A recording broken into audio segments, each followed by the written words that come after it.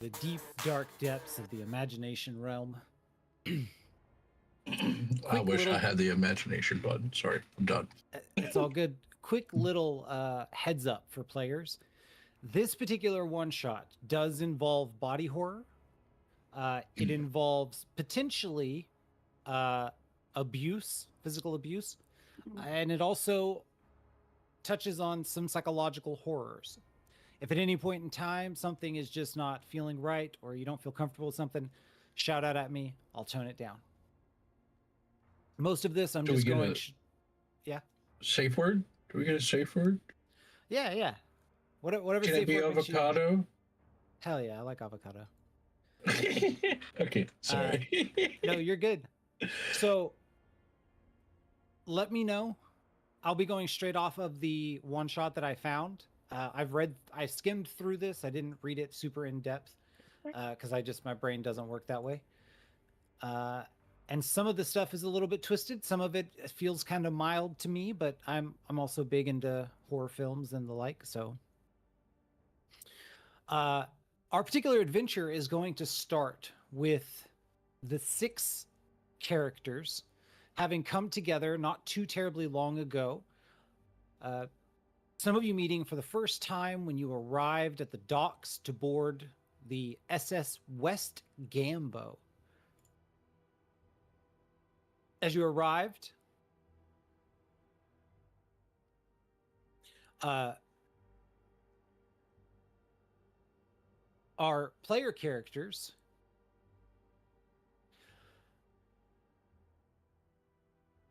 sorry, somebody sent me a message. As you guys arrive and start to get to meet each other, our heroic group from Miskatonic University is going to consist of 6 player characters. We have Ulysses Central Parks, who is going to be played by Meek. Sarah Lopez, who will be an NPC for the time being. We have the resident nurse and the closest thing to a full-blown physician that this ship has, Rose McBride, who'll be played by Kaz. I'll take care of you guys. Hell yeah, that's hot. We have Edsger E. Karplus, a professor from the Miskatonic University. Oh, and I apologize. Sarah Lopez is actually a teaching assistant. She works directly under Edsger E. Karplus. He is a renowned professor at the Miskatonic University.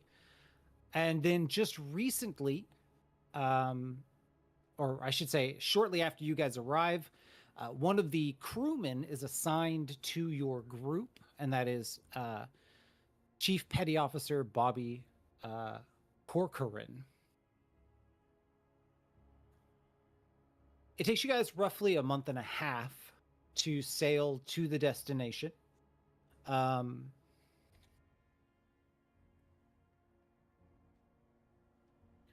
Along the journey, there are a couple of people that you do not recognize. First and foremost, when you guys get on the ship, you actually find out for the first time that this expedition is entirely funded by the United States government, something that you did not know. You thought that this was an endeavor funded by Harvard University and the Miskatonic University, but once you're on the ship, there are a lot of naval officers, as well as a lot of spooks, a lot of individuals who say that they're government agents, but offer no ties to anything. They don't answer questions. They keep to themselves.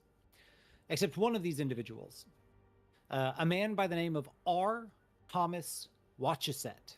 I think I'm pronouncing that correctly. He is essentially your group's liaison. Now, Harvard sent 5 of their best as well, and they too have been assigned a member of the Navy to watch over them. The morning after you guys arrive at the believed destination of this U-29 that was sunk 20 years ago in 1917. As a matter of fact, you find out that Thomas is the individual who figured out the location of the U-boat where it sank. Sorry, 1 second.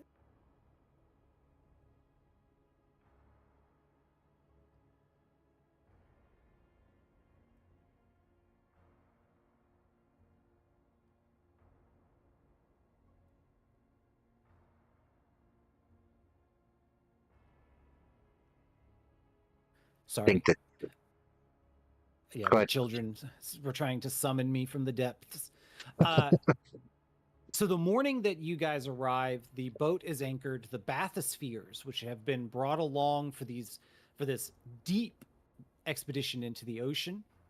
Hello, somebody joined. Hello.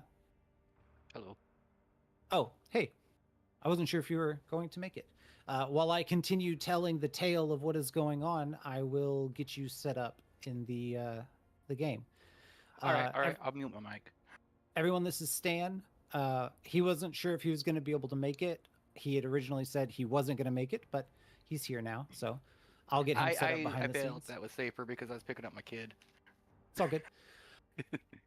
So arriving early in the morning, a light fog rests around the area.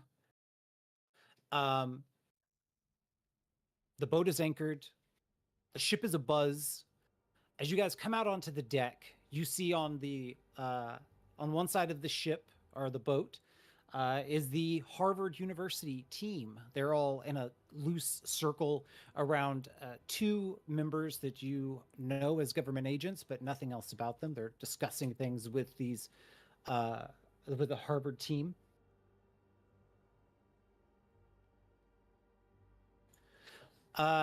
And you guys are pulled over to the other side of the ship, the right-hand side, because I don't know nautical terms, because I live in a landlocked state.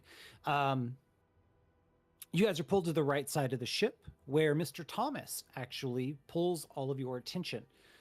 He says, "Good morning, all. The reason we have gathered here on this bright and sunny day is because this is the location of the U-29 German ship that sank some time ago. We will be loading both the Harvard team and the Miskatonic team into these bathyspheres," and he kind of taps the side of the glass of the bathysphere, "and lowering you into the water. 2 different drop times have been designated, and you will be approximately 100 yards from one another when you are dropped. The Harvard team will go first. If all goes well," he looks at his wristwatch, "they should be hitting the water about 8:25 this morning. The Miskatonic team will then hit the water at 8:39. Now, I'm sure some of you have been wondering quite a lot as you have been confined to your quarters the majority of this trip, and we have answered next to nothing for you other than telling you that at the end of this we will in fact be signing your checks. So, some answers are due. After all, you are taking on a quite dangerous task. I would feel terrible if you were to die for this cause, not even understanding what is happening. And that's where the problem lies. We don't even fully understand what exactly is happening. As far as our math goes, we're fairly certain that this is the location, somewhere within a 200-yard radius of where we currently are. Now, the eggheads back in the States have come across a problem here in this area. There is some unusual thermal radiation that is, from what I understand, decaying at an unusual rate in this area. It's one of the things that helped us narrow down the location of the boat. We believe the Germans had created an experimental engine that had some sort of catastrophic failure. Now, each of these bathyspheres is outfitted with 6 deep-sea pressurized suits. So once the bathysphere is down near the bottom, you can disembark should you need to. In addition, each of these bathyspheres is equipped with oxygen gauge and a depth meter. This is important as you descend and ascend. Now, you will be going quite deep, so there's a chance that you may experience pressure sickness. So, we're taking all the precautions that we can. Just try not to rise too fast of a rate when you're coming back up. Each of these bathyspheres is connected to the Gambo for your oxygen and power. So, you're tethered. Don't worry about that. We have enough line here that your bathysphere can drift several hundred yards out before we have to worry about any tension problems. We're going to get the Harvard team set up first. While that's happening, I would like for you all to check your personal belongings, make sure you have everything you need to enter into the depths. Say your prayers if you're a godly man or woman. He gestures to Miss Lopez and Miss Rose. And may God have mercy on us. Good luck. He makes his way away from your group, and you're just sort of left here near the bathysphere.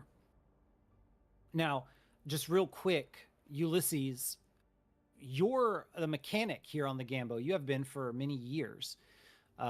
You were chosen to go with this team because you're the only heavy machinery mechanic on the ship. Harvard had brought a mechanic of their own. Just going with them. But you guys sort of have a little bit of time. We're going to say you've got about 2 hours to do whatever you want to do on the boat while you're waiting for things to disembark. Now, you already have all of your equipment and gear that you're going to have. It's on your character sheets under gear. If you have a firearm, it is presumed that you have several extra reloads for that firearm. I'm not going to get too into the weeds of it. This is a one shot. I'm not terribly worried about it. So at this point, there's an opportunity for you guys to explore the ship, ask questions about what's going on, do inspections. I mean, if you really wanted to get like, $5 discount, you could search the ship for something to pocket. I mean, really, the world's your oyster. Your character has about 2 hours worth of time that they can do things in. So what would you guys like to be genuinely doing? have a question for Thomas. Yeah. If the tethers can go several hundred yards, what's to keep them from tangling?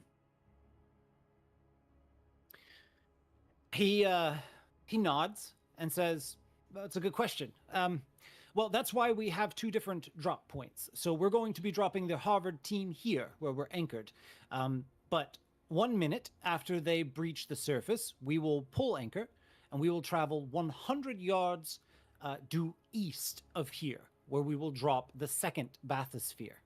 Now, it is possible that should the currents work against us, that you could be pushed towards the other bathysphere. But I have been assured by those who know more about the currents and undercurrents here that you should be pulled, in fact, away from the other bathysphere. You should be pulled away from each other because of the currents here.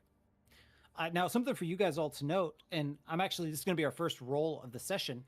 Let me get a spot hidden. So I've queried a spot hidden. You should be able to just click the spot hidden thing over there on the right in the chat, and it'll roll for you.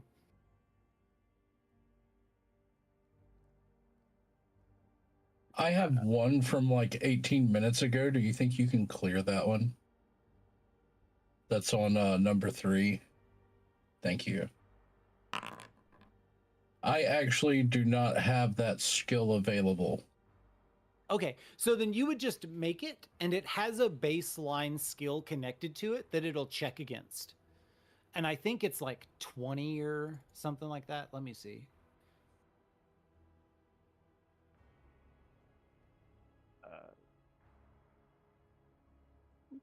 But you should still be able to click it and still roll. Let's see. Okay, yeah. I see what I'm getting. That time I got a 94. The initial time I got a 32. Okay, so we're going to stick with your first one because the 32 is the better of them. Okay.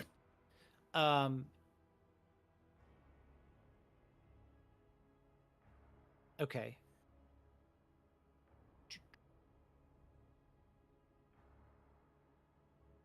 So Ulysses, as you're standing here, looking about, you notice that off in the distance, there are some storm clouds that are starting to brew. And you can see that the waves are starting to get kind of choppy here. The ship is starting to shift a little bit more. You can feel it underneath your feet. You're so accustomed to being out and about at the sea. Sally, I don't like the looks of this. Looks like we got a storm on the way. Rosa, same for you. Rose, you notice in the distance, you can see those clouds way off brewing, but you can already feel the ocean reacting to it. The waves are real choppy. The boat is listing a little. If you have the skill oceanography, I do not. I'm just going to say and remark that it looks awfully dark out there, boys. Better get your sea legs ready. What I'm going to do is I'm going to ask you, Stan, real quick. Would you rather play somebody who is combat oriented or somebody who is skill oriented? Let's go combat oriented. Okay. That works for me. So I'm going to send you a link and you'll pop into that. Choose player number 4 when you arrive. Magic point? Yeah, so you can acquire spells and the like. They're incredibly rare, and you probably won't ever come across them in a one-shot, but if you ever do a campaign, technically you can find spells and stuff, and you can cast magic. It just, usually it comes with cost of like sanity and stuff like that. One more thing I want to explain to you guys that I completely forgot about is your luck. If you make a roll and you decide, you know what, I'm not very far from getting a success here, you can spend some of your luck to modify the roll. So for example, if you've got a 35 in mechanical repair and you roll a 40, you could spend 5 luck to turn that into a success from a failure. Gotcha. Noted. That's pretty cool. What happens if you get to 0 luck? You don't have any more luck. Okay. Yeah. If nothing bad happens. Stan, let me know whenever you are in. But in this case, I'm going to actually make a behind-the-scenes roll for one of your NPC fellows, the illustrious Edsger E. Carplus. And I would like to point out that the entire time that you guys have been journeying, it is no secret that Edsger does not like Antonio. He believes Antonio is a hack of a professor and that he has conned his way into a seat at the table of professors in the Miskatonic University. He does not like Antonio. He has not outright done anything against Antonio, but he does not like him, and he has made it very clear he does not. Edsger steps up to the group and says, "You're quite right. I think we have a storm brewing. If my understanding of this particular part of the ocean is correct, and I believe it to be, there's a good chance that the currents could push us in unexpected directions. We should be very cautious, and we should keep a close eye from the surface as to which direction the lines are pulling, if at all possible. Perhaps we can rig up some kind of flotation device or something from the top that we can see where they're moving from the bottom." He's interrupted by one of the crew, who informs him that that's just not possible because of the depth that you guys are going to be dropping. But that they have checked and double checked, and they feel confident that this is going to work. Everyone should be fine.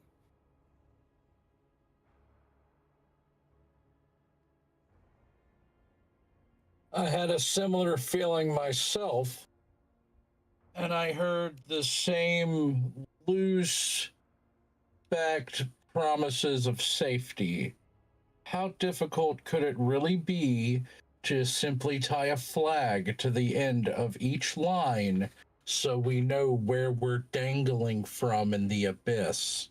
Well, Pally, it's going to drop so deep, that flag is going to go down with the line.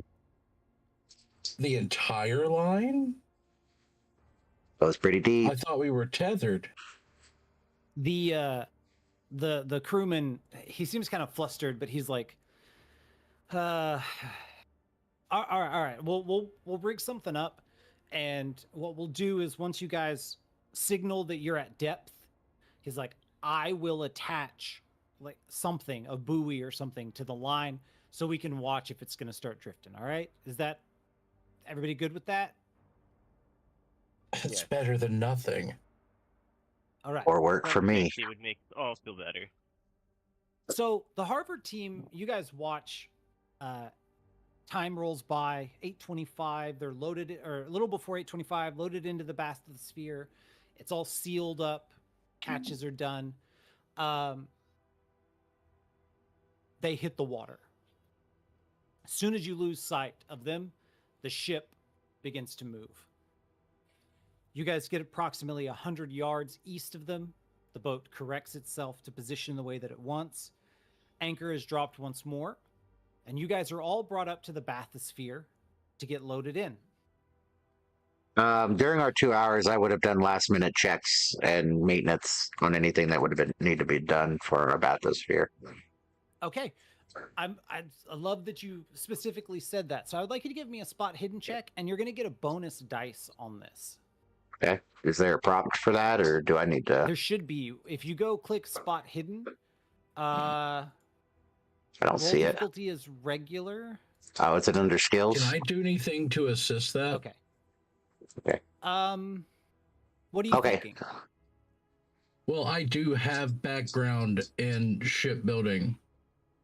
That's half of the reason why I came on the trip, is because I actually have knowledge in this. So if I can do anything to help contribute, double check, even extra pair of eyes, or just verify his work, well, I'll be happy to assist in that.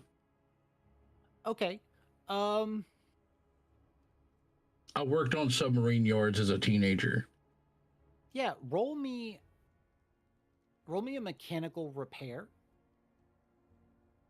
Okay.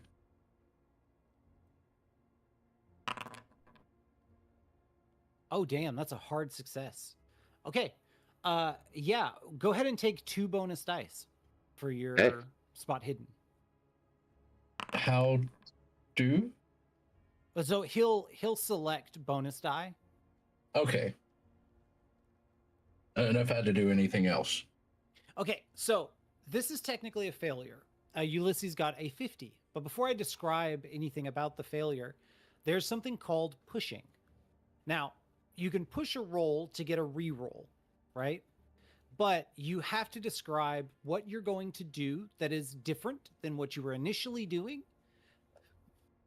And if you fail a pushed roll, it sort of becomes like a critical failure, like something bad happens from the pushed roll.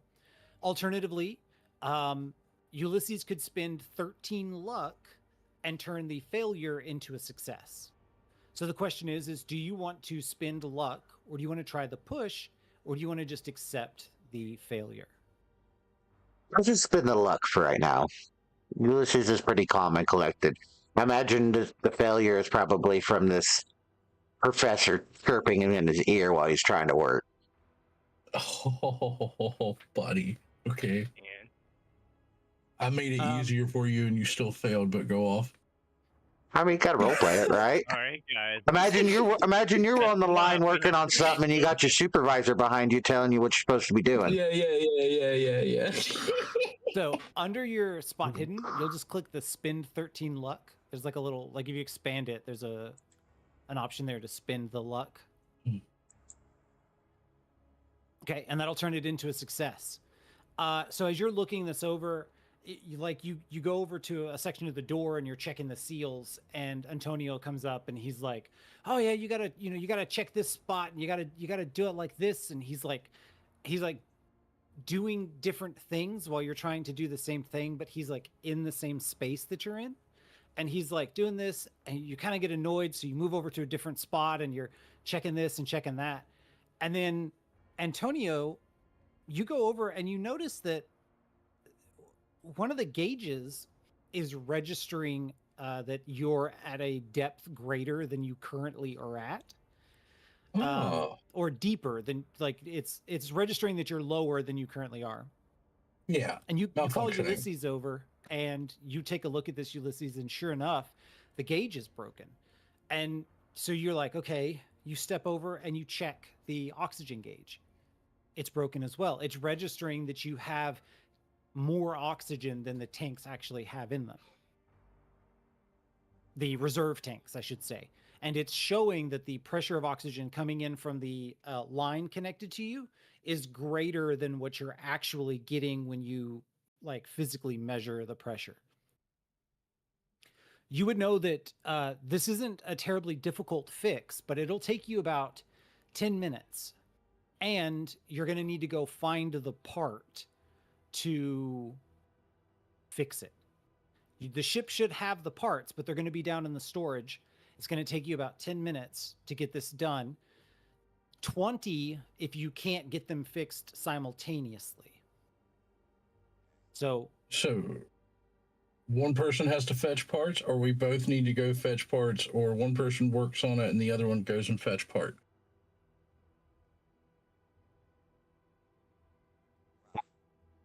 So, you know what you're doing, Pally?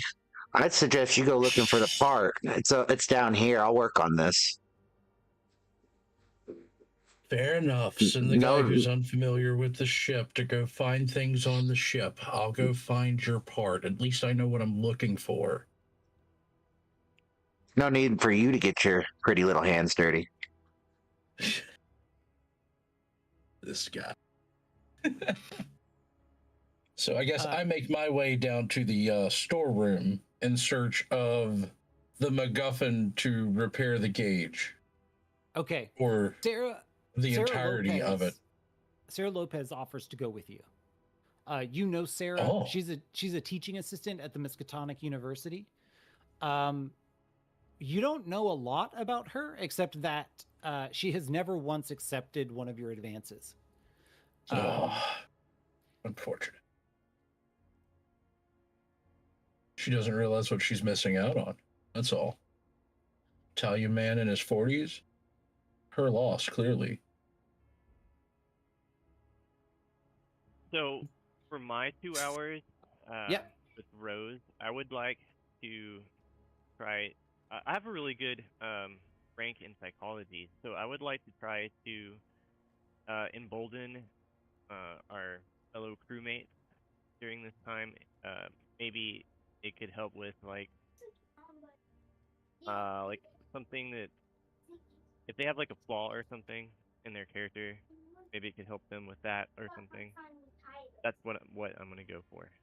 Yeah, absolutely. So roll psychology for me. Yeah.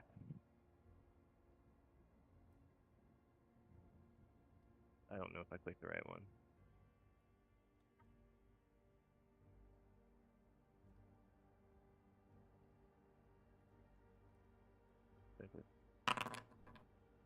Nope.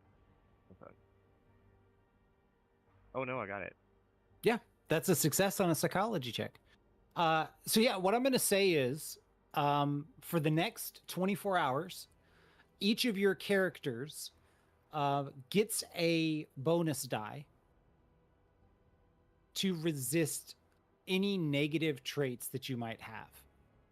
So for example, if you have a trait like fearful or something that might cause you to run away in the midst of combat, but you want to resist that, you would get a bonus die in attempting to resist running away in combat. If it came down to a dice roll. But that'll apply to all 6 of the players. Cool. Stan, let me know if that issue resolves or not. Because I have a token out here for you that you should have control over. Just let me know if you do have control or not. If he's trying to play on mobile, that may be an issue. Foundry's not built for mobile. The desktop. Where's my token? It'll be right here. Pew, pew, pew, pew, pew. So you're the cop guy, yeah. Did I You move would it? If you hovered over the little portrait on the map, that it would show their name. Azul saved Yeah, us all that'd from be getting nice. killed, by the way. You're welcome. I just used a little bit of like thought. I'm like, oh man, we used the same distance twice. I have no idea who anybody's character is. Like, yeah, let's go check the thing. You make a good point, bro. I didn't even think about giving it a check, so I'm like, hey, I know how ships work. Maybe I should help in some capacity. Okay, I have updated the tokens so that they should display the name of the token when you hover over them now for any player.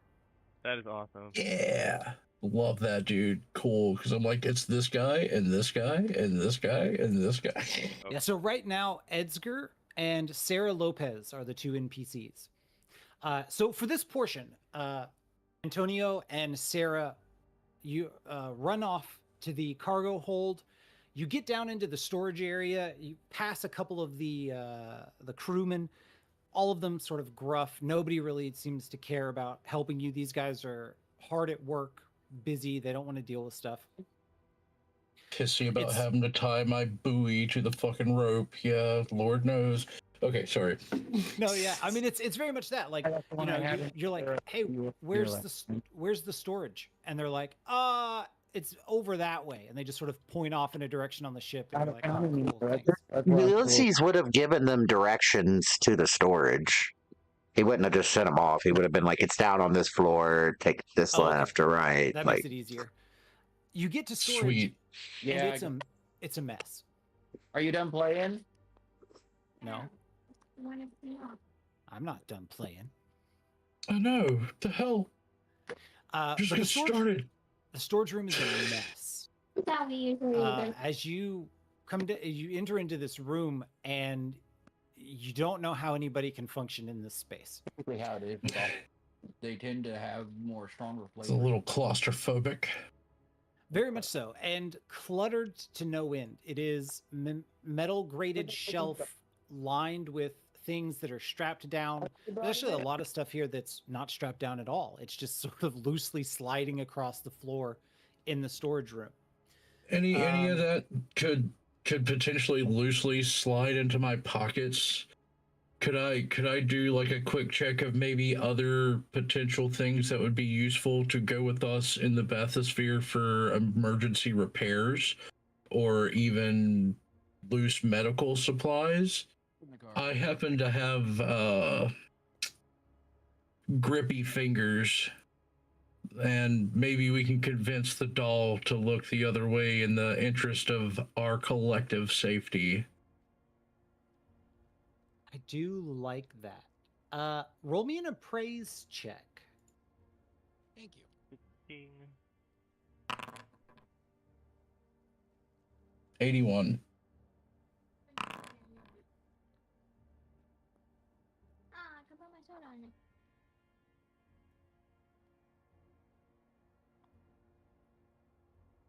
$81. Okay. Nothing here you think is going to be useful for the bathysphere. Not at first glance. Now, if you wanted to push the roll, or I would advise against spending 36 luck. But if you I have a pretty deep pool. I got a lot of luck. Yeah. I mean, it's half my luck in one go. Yeah, I mean, I feel what you're saying. But push leads to a critical failure. It could, yeah. No, let's push. Okay. We ball. Yeah, click that push. Oh, what do I do? Just re-roll the appraise? You should just be able to. Yeah, I think you should just be able to click on the actual thing, and it should tell you be a push or If whatever. you open the roll, it'll have a push button down there. If you can't see the roll, then you just need to go to the chat messages in the right-hand corner. Mm-hmm. And click on that, and then it'll show you your roll. You just click on your roll. Mm-hmm. And Click on the spider. I don't know the rest, but Yeah, there should just be a little Oh push no, button. no, no! I see the push button. I see it. I see it. Oh! wow. Yeah, buddy. Yeah, we do. Critical Need to be paying more success. attention because I missed all of that on how to do the roll. That's okay. So when you do a roll, under chat, you should see your roll. If it's a red little sign, that means you failed. If it's a star, that means it's 1 success. 2 stars is a hard success. 3 stars is a extreme success. Yeah. Fucking go me! I'm killing it today. If you haven't spent luck, Click for it. Okay. if you haven't spent luck or pushed, when you click on that to drop it down so it expands, it'll say push. It'll tell you how many points you need for a regular, hard, and extreme success. And then you can just click those and I it'll see. auto deduct them for you. Cool. Or monster. I like that. I already know monsters and aliens exist. Okay, so here's what Monsters no. I'm going to say. As you're looking around through here, you and Lopez almost immediately see. I don't think alien will. Hey, Stan, could you go push to talk for me, just real quick? I'm so sorry. That's okay. You're good. Immediately you see the replacement gauges. You see some of the components that you need. Tape, hardware, stuff like that. You grab that up, and as Lopez scoops it up and drops it into like a milk crate that she just dumps a bunch of stuff out of onto the floor with no ceremony whatsoever. Hell yeah. As she's putting it in the milk crate, you look up and you see a very unusual object. And as you kind of pull it out and start looking at it, it is a metallic case that it's fairly small. It's maybe about 1.5 feet long, 8 inches wide. It looks almost like a briefcase, but it doesn't have a handle, just little flip latches on it. And as you pop it open, inside there's a flare gun, several flares. So that goes with me. I want that. That's mine now. I want flare gun. Give me flare gun. Yeah, it's a flare gun with 3 flares. That's beautiful. Love that. And then you also notice that there's a leather pouch next to it that has 2 fuses, like for a circuit breaker kind of fuses. Oh yeah, we snatch that up too. Yeah, we do. Okay. Yeah. Is there anything else? Sorry, I'm just really excited about all these really nice things that I'm finding. No, I mean that's the only thing you see that is of use. Around you there are lots of other mechanical parts, but most of this stuff wouldn't be helpful for you guys in the bathysphere. Okay.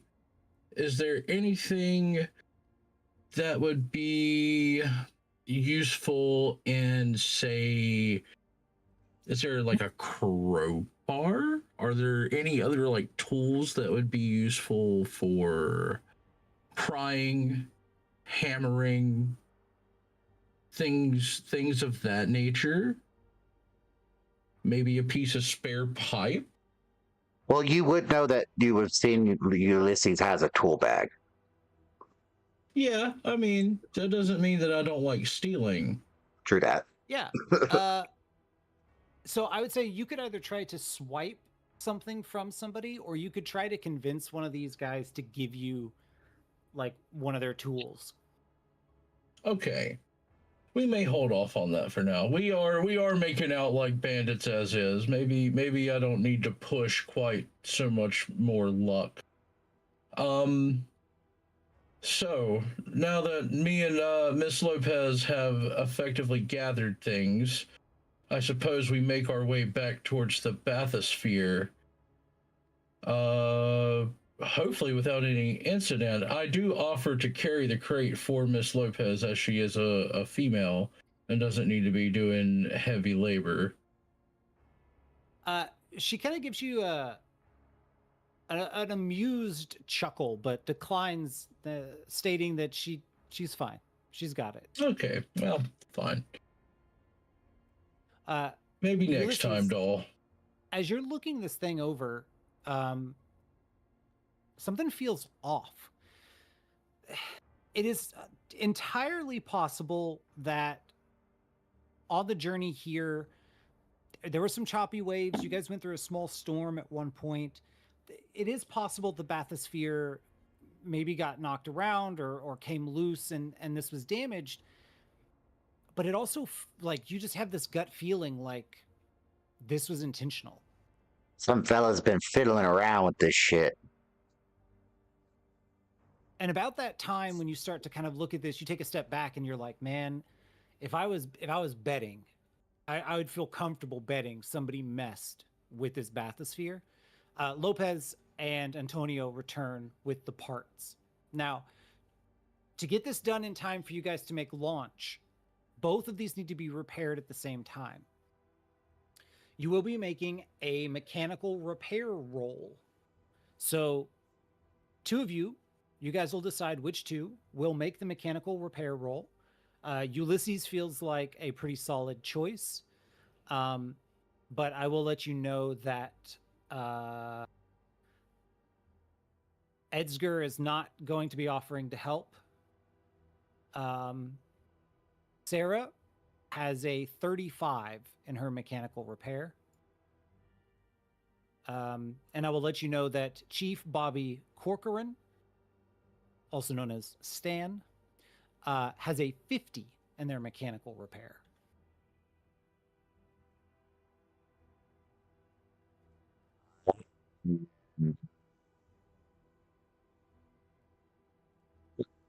What's our resident Volpetti's repair?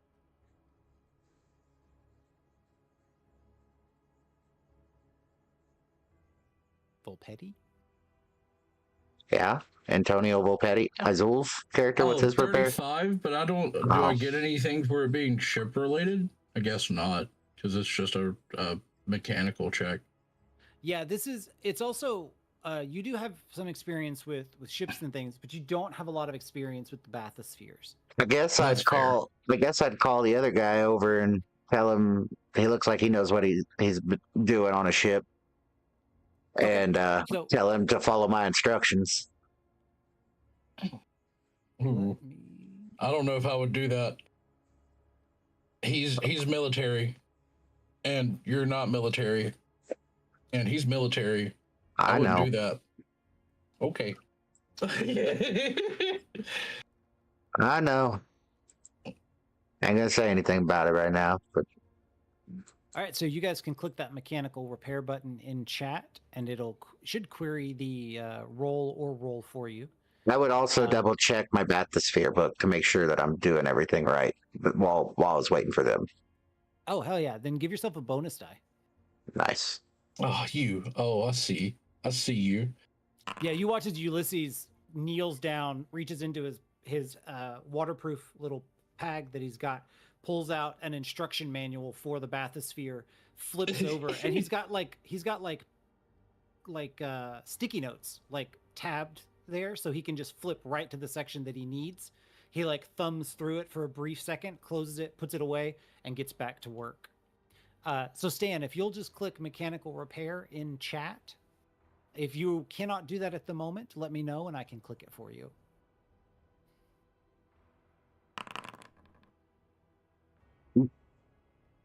Okay, so Chief Bobby Corcoran is going to fail. Now, you can spend 25 luck if you want to try and make that a success, or you can try to push if you want to push. Just keep in mind that with the push, if you don't succeed, it will be a very bad thing that happens.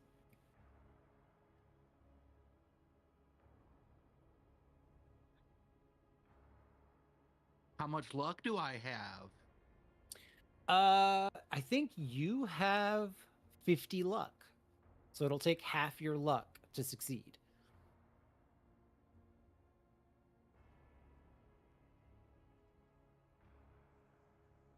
How do I push? So you would just tell me, so initially you've gotten in there, you're helping replace either the oxygen gauge or the depth gauge.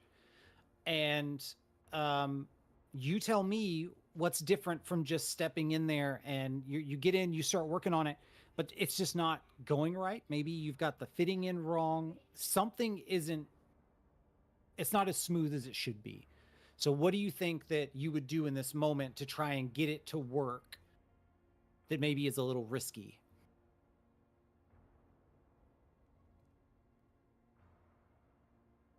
Disassemble the instrumentation that is airing out and then reassemble it. Okay, yeah. So under your skill check there, just go down and click push. Where's skill check? It'll be under chat on the right side. Okay, I'm. If you there. scroll down, I don't see anything that says skill check. do you see the very last entry where it says Chief Bobby Corcoran?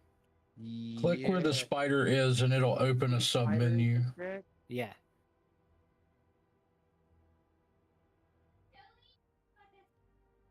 And then if you scroll down, you'll see push.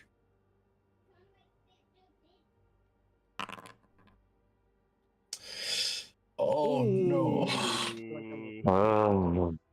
Yeah. Stan. Okay. Stan, why? Hang on. I need to double check something because I can't remember. Oh no.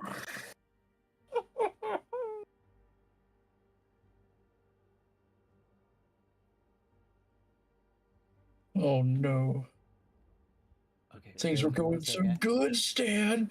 Nah, I'm fucking with you, dude. Don't take me to heart. I'm sorry. I shouldn't be giving you shit like that. Okay. Because your skill is 50, you only fumble on a 100. But you do fail the push.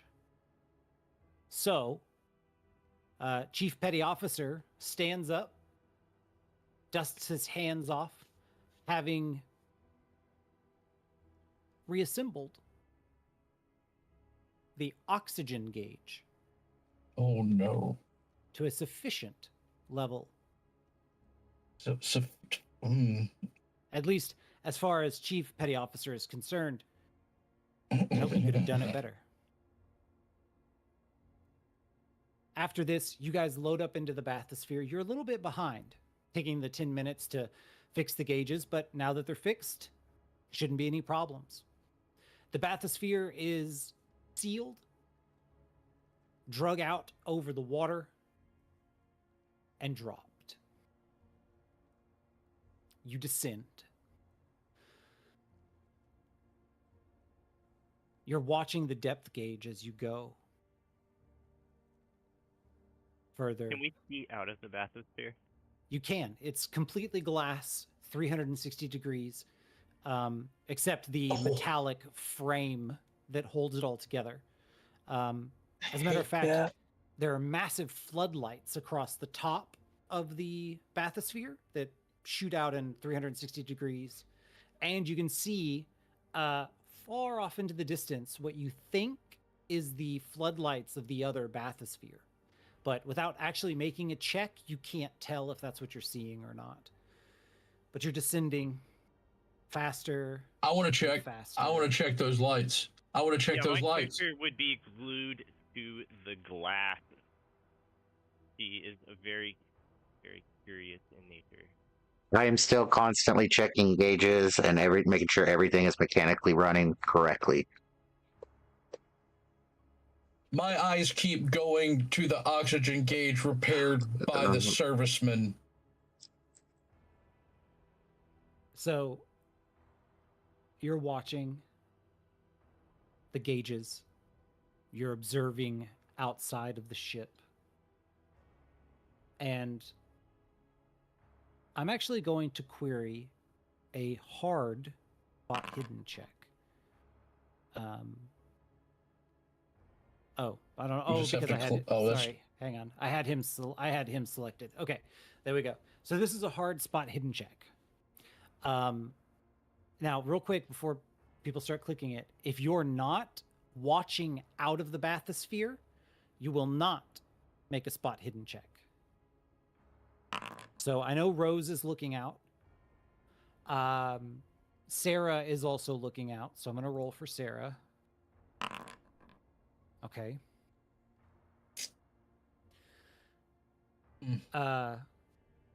Antonio. I know. You're watching that gauge, and it's showing you the current pressure and oxygen in the chamber, and you start to feel a tension back of your jaw, makes its way up into your ears. Things start getting a little kind of muffled, and you start twisting your jaw. The pressure doesn't feel quite right, and you kind of step up and tap the gauge, not hard. You just give it a couple of good taps, and the needle flatlines. Oh no. Oh no. So we need to repair this. Can we repair this can we stop descent and repair this gauge? Because we are effectively either we're going to, it's going to depressurize. Like, we're going to soda can this bitch if we don't fix this immediately. Now, while Antonio, you're experiencing this, at that exact moment, behind you, Ulysses, you're watching that gauge, and all of a sudden, you're at 160 meters, 165, 170, 175, 180, 185, 190, 200, 220, 225, 240, 260, 300, 350, 375. You are free falling at this point. And as you're free falling, something collides with the bathysphere on the far side where nobody is observing out the side of it. The impact is so significant that everybody inside gets thrown around, and the bathysphere almost gets turned completely on its side from the impact. I need everybody. Everyone's going to roll me a strength. So on your character sheet, you're just going to go over to strength, and you're just going to click. Yeah. Fuck me.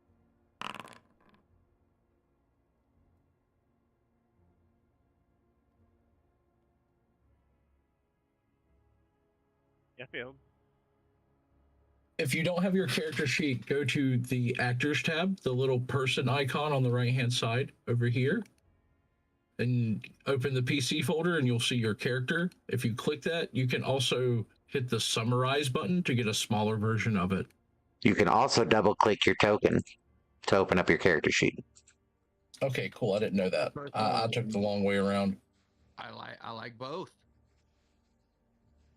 Okay, so what was I rolling for again? Strength. Drink. Just hit the STR. Drink, man. Save yourself with those sea legs. okay. Sea man, sea leg. So Rose, Chief Petty Officer Bobby, and Antonio all take 1 point of damage as you are. Oh, so does Sarah. And you know what? Edsger gets an extreme success. Are you shitting me? What the fuck? So you're all like thrown about, except Ulysses, who braces himself. Right? It's just reflexes. He's been through stuff like this before. He's used to the sea. He grabs the frame, braces himself, tries to get a look at whatever it was, but all you see is this strange dark mass swimming away from the bathysphere. The water kind of weirdly murky all of a sudden. And you see Edsger sitting in his seat, leg crossed over the other, just kind of kicked back and resting. So for everybody that took a point of damage, just go to your character sheet, go to your hit points, and just change that 9 to an 8. I stand by that. That's why Edgar didn't take any damage. He's fucking old as shit, dude. Just went fucking full drunk driver limp noodle on it. Just I'm surprised he's bounced not. around like a pinball.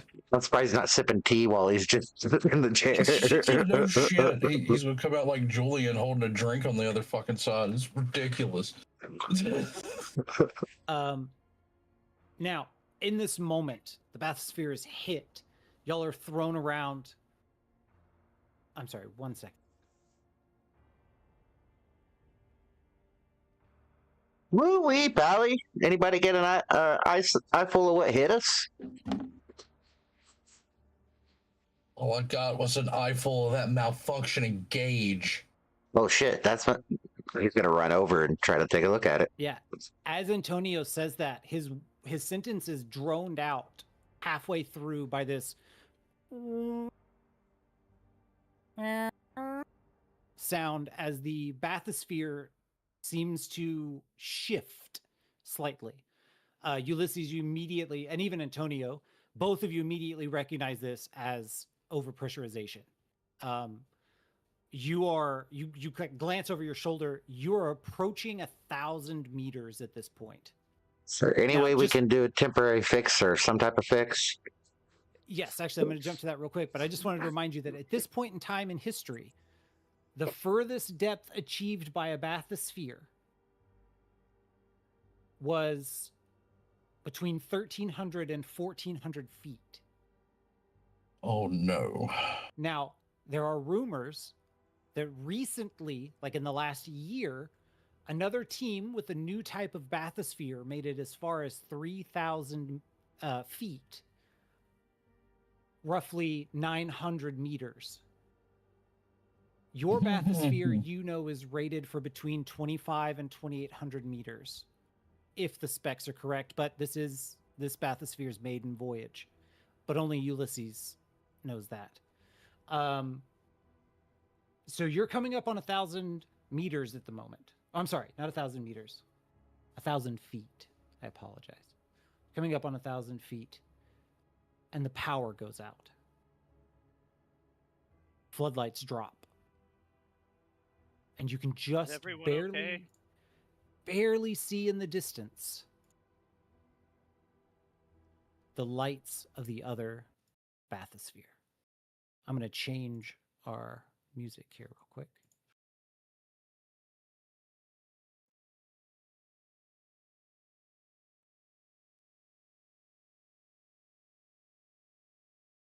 The floodlights are out. You can barely see the other bathysphere's lights. You can tell the oxygen is still being pumped into the bathysphere, but you're still free falling. Occasionally, you're catching.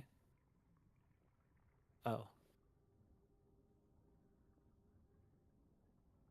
It started. Just okay. quiet. Occasionally, you're catching glimpses. I'll turn it up just a smidge of shapes in the water, but it's impossible to tell if this is natural wildlife or maybe something else. And then the bathysphere stops descending. The heavy groan of the metal gets louder. And in this moment, Ulysses, Antonio, and even Chief Petty Officer, right out the gate, you guys know that some operate heavy machinery checks or electrical repair checks are what you need to do to get this sorted out. Now, because of the failed push to fix the oxygen gauge, any operate heavy machine checks that you do will be with a penalty dice. So you'll roll 2 dice and take the worst of the 2 rolls. Your electrical repair checks, however, are normal. But you don't know exactly how much time you have. Okay, so it's dark in ours, though, right? Yes. So the first thing Ulysses is going to do is turn on his flashlight, pull it out and turn it on. He's going to hand it to Military Boy and say, here, since you fucked up so bad, hopefully you can hold a flashlight. Okay, And he's going to look at you and say, Fancy Boy, help me. Okay, so we need to locate the parts since everything has gone all cattywampus, right? Also, what is Flashlight Boy's electrical? I know his mechanical's 50.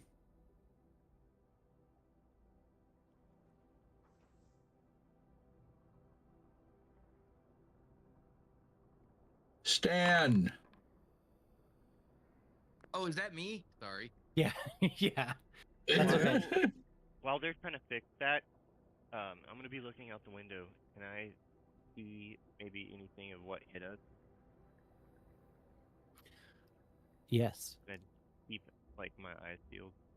Oh, you see something, all right. Oh no. Was I supposed to roll for something? They were asking what your electrical repair is. It is 25. Oh, I have a 60 in electrical repair Okay. and a 70 in mechanical. Okay, yeah, you're really the one that needs to be doing that. I need to find the stuff. What do I need to roll to find the necessary items for him to repair the bathysphere? Well, actually, as you're looking about, Ulysses pops open what is essentially the we'll call it like a fuse box for this thing. And he pulls out two familiar looking fuses that are absolutely fried. And Ulysses, you know that without repair fuses, there is no fixing this. The pallies were shit out of luck. Doesn't look like we brought any extra fuses with us. And that's where you'll be wrong. I actually have a bag on me. Here, see if these will work for your needs. Do they look like the right kind of fuses? They are, in fact, the bathysphere spare fuses. Sweet. I can get those plugged in. What else do you need? What Can else do I need? A mechanical check to see what else needs to be repaired? Or an appraise check, rather? I would say, actually, you don't need to make a check. You look around. You can see that the gauge is still messed up. It's two parts that it's not reading accurately the amount of oxygen that's in here, but also the sort of the oxygen that's being fed to the gauge, so to speak. It's got a leak, basically, for simple explanation. So what we need is the duct tape. Basically. But I would say Ulysses probably has something. It's just a matter of like actually getting in there, and you don't have any extra parts, but Ulysses should have the stuff to kind of cobble it together in such a way that it'll work better than it currently does. Okay. Okay, so yeah, just whoever wants to make that mechanical repair check. Since y'all are Mr. working together, 73. I'll give you a bonus die, whoever is going to do it. okay, so just roll with +1, or am I rolling at even since you said -1 earlier? You'll roll it at even. Okay. Okay. Oh, Ooh. well, good news, a fumble is only on a 100 because you're at 50 or better in your mechanical repair. But you can't get it. You can't get it working. Can I push You absolutely could, but what are you going to do differently? us and hit it with a hammer? Okay, I'll Love take that. it. Yeah, give me that push. Oh, Yeah.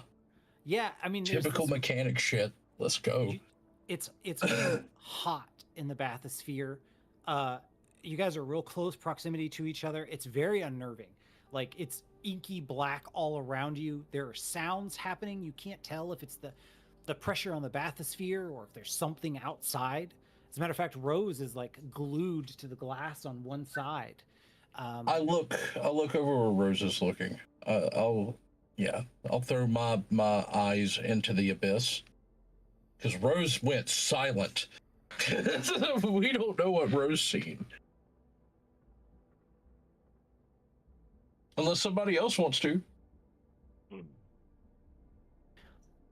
Well, as you turn to look at Rose, you see what at first looks like a horrifically malformed man swimming towards the bathysphere in the inky black. But the closer it gets, the more fish-like qualities it has, and the less man qualities, less humanoid qualities. And just as it gets right at the edge of where you think you can kind of get it, because you can't quite focus on it, the floodlights flare back up in the bathysphere. And when they flare back up, you see crystal clear this horrifically malformed half man, half fish creature. Like the neck has just extended out considerably, and the face has like elongated and twisted and pulled and pushed in such a way that it vaguely resembles a face of a fish, but still very clearly the remnants of a human's face. And you pull back from the edge with a shriek. And I need everyone to give me a sanity roll. Oh no. So how this will Even- work is you will... Sorry? Even me, because I got my head stuck in something? Yes. So this represents the fact that you've been down here about an hour now. Working, getting all this stuff repaired in this inky black, the stress of everything, the unknown. It's weighing on all of you. Stan, you'll just... Oh. Oh. Okay. Oh, Did I Stan. die? Okay. No, you're not dead. You're not dead, but It makes sense. In borrowed trauma, I die all the time. Did I just die? no. So Okay. everybody except Bobby is going to take 1 point of sanity damage. Even Rose, witnessing this horrifying creature, you're still able to tell yourself you didn't see what you just saw. You couldn't have. There's no place for that kind of thought here. Not now. You'll deal with that later. But Bobby, you're standing there holding the flashlight. You're already tense. You're sort of beating yourself up for the fact that you screwed up the gauge in the first place. You should know how to do that. That's simple shit. You've been doing that stuff for years now. This shouldn't have been a problem, but now you're in this situation because of you.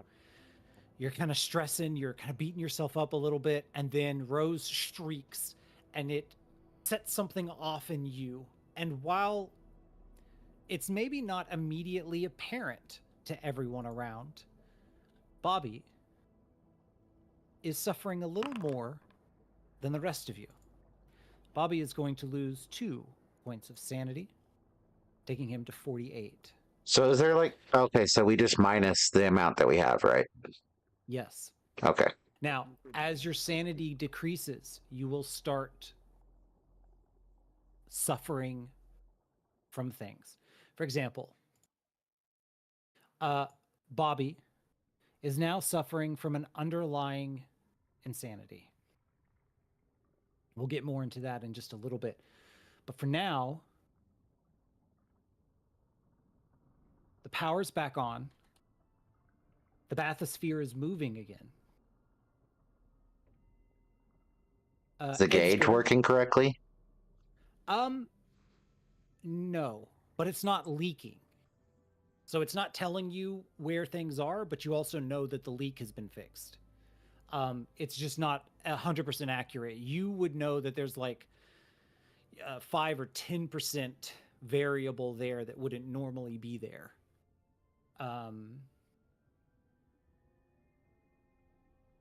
But it begins to descend again.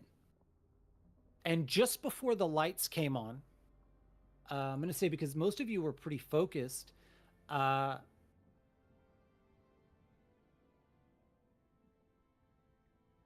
you're descending, Sarah Lopez says, I know that we were all very busy there for a moment, but just before our lights came on, I thought I saw the lights from the other bathysphere. But they winked out suddenly. Or maybe I'm wrong. Maybe it was just my vision being blurred by our floodlights coming back on, and it was just the light playing a trick on me. Oh no, I definitely think you saw something. there was definitely something out there.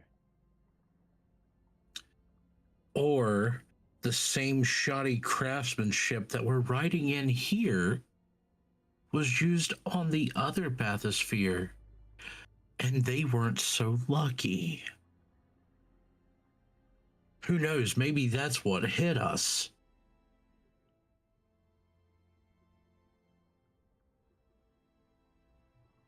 Perhaps.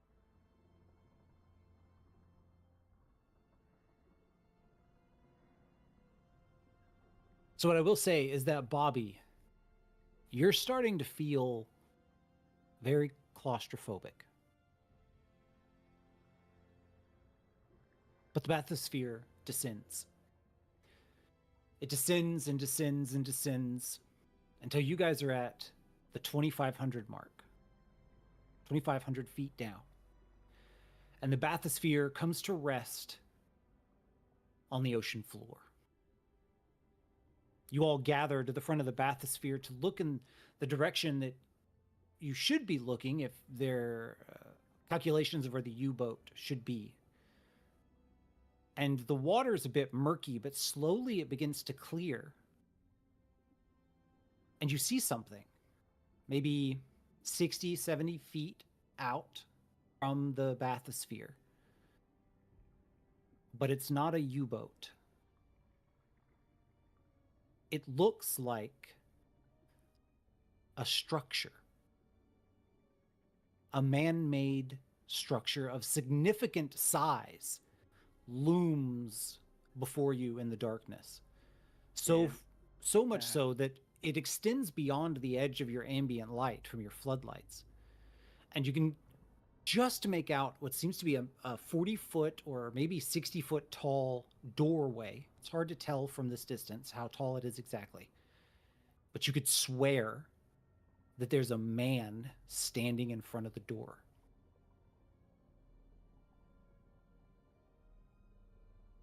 Can I ask a question about flares? Yeah. How well do they work underwater? How well can I fire a flare? Do I have to go all the way outside to fire a flare? I would say that it probably wouldn't be much use to signal to the boat above you, but anybody in the immediate area around you would probably notice it. Okay, so there's zero benefit to us seeing the surrounding environment. Well, your floodlights are back on, so you have a 360-degree view out to about 50 or 60 feet. Okay. My apologies. Beyond, no, that's on me. I didn't describe it very well. With your floodlights back on, it's 360, about 60 feet out is what you see, but you kind of lose a little bit of definition at about the 30-foot mark, and anything beyond 60 feet is actually harder to see because of the floodlights. But this structure almost seems to have a faint glow or like a bioluminescent effect to the lower portion of it. And so it kind of stands out a little bit more, even though it's at the edge of y'all's vision. Also, your bathysphere is equipped with 6 personal submersible suits. Are they as good as the gauges? Okay. Well, Yeah, I mean, I will say, kind gentlemen, please check my suit. I will say, you guys were distracted with fixing the bathysphere, so the suits, the crew should have double checked them, but your group did not double check them. You didn't have time. Oh no! Oh no! I didn't even consider the suits. Oh, Edgar man. kind of stands up and looks out, seeing the figure in the doorway. And he says rather low, but to the immediate group, "We must check it out. Even if not all of us go. We must find out what this is. I will be more than willing to go if no one else is. But I do think that more than myself should go." Sarah immediately chimes in. "I'd be more than willing to go, Professor." He nods at her. "Anyone else?" I'll go. And he doesn't waste time. Like as he's talking, he's getting himself outfitted to get into one of these suits. Sarah is doing the same. I think I would rather stay in what could potentially be one guaranteed coffin I'll be pulled out of, as opposed to going and meeting a mystery man that can breathe underwater. No, I want to meet the mystery man. There's something going on down here, and I want to find out. I'm gonna stay on the boat. Did you guys hear a phone? Actually, funny enough, and I forgot to mention this, the bathysphere has a telephone for communicating with the ship. You go and check it, and it is completely fried. And I'll give you this one for free because I forgot to mention the phone. Ulysses, you go check the phone because someone's like, "Oh, it's not working." You go over and look at it. Somebody messed with the wiring in this thing. It would have no effect on the phone unless there was a significant short. If it was a significant short that went through the phone line, it would knock out the power of the entire bathysphere, and because of the way that it's been rewired, completely and utterly melt the components within the phone itself, so it cannot make calls. You are starting to feel more and more like this is not something this wasn't damaged on the journey over. This feels intentional.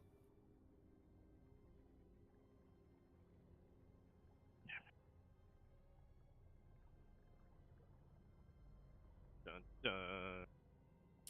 So Edsger, Sarah, and Rose suit up. Is anybody else suiting up? Bobby/Stan, do you wish to suit up and go see the mystery man?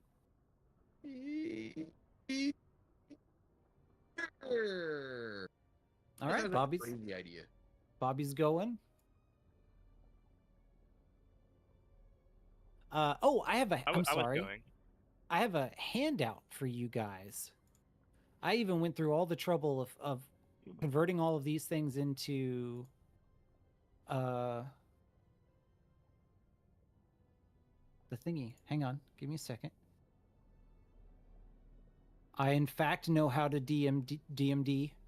I know how to DMD. Let's see. Edit. Or just be able to make it public if it's in journal or notes. All players. Okay.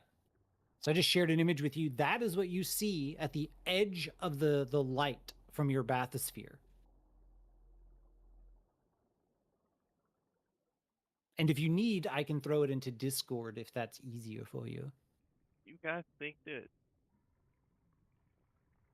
there was the other team here?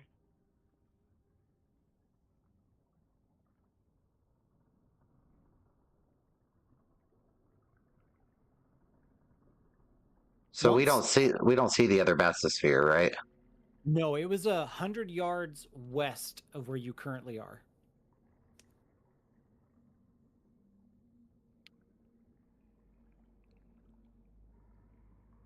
Well, I don't know about y'all, but at least let me check them suits before y'all go wandering out in the water. And whenever everybody gets suited up, he's gonna do like a suit inspection and all that. Make sure everybody's sealed properly and everything. I'm gonna have you give me. Oh, I need to remember to stop doing that. I need to give me a spot hidden.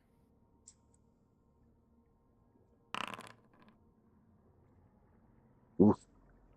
Yeah, I mean, you could push. Now, I'll tell you, like, you're looking it over. Everything looks fine. Some of the hoses feel a little stiffer than you would like, but otherwise, it looks functional. The way that these work is they have lines that connect them back to the bathysphere. And so they have, like, head-mounted lights. And the oxygen is pumped straight into the suits themselves from the bathysphere. I'm going to try to push. Okay. And I'm going to check my book before I do it, just to double check everything. See if there's a section on the suits. Okay. Yeah, give me that push. Okay. You look them over, and sure enough, Oof. there's nothing wrong with them. They're in good condition. At least these 4. You didn't go over the other 2, yours and Antonio's, but these 4 are in perfectly good condition. If somebody is sabotaging things, they at least did not get to these 4 suits. You guys suit up. There's a secondary hatch system here for the divers to step down into. You have to go one at a time. So it's like one in, pressurized, you take off, second in, pressurized, take off. So we're going to say... I want to go third. Okay, Edsger is first. We'll say Sarah is second, then Rose, and then Bobby is the last. You guys emerge out onto the sea floor. It's surreal. None of you have been in a situation like this, not even Bobby. You are walking across the seabed at 2,500 plus feet. It is this weird, unnerving silence that is broken up only by the weird ambient effect sounds of the ocean. And you begin to make your way towards this thing, and the closer you get, the bigger the structure seems to become. And then finally, after maybe 2-3 minute walk, you're standing in front of this massive door. You see, slumped up against the right side of the door, the face plate of the diving helmet smashed in, and all of the flesh has been picked off of the remains inside the suit. The remains just kind of float loosely inside the coffin that holds it there. Then there's the man standing upright in front of the door, facing the door back to your group. You see that the 2 lines that run from them, that you presume to be oxygen or power or something, they go off into the darkness further east from where you are. The 4 of you are here. What do you want to do? And Antonio, Ulysses, you can see them clearly from the bathysphere.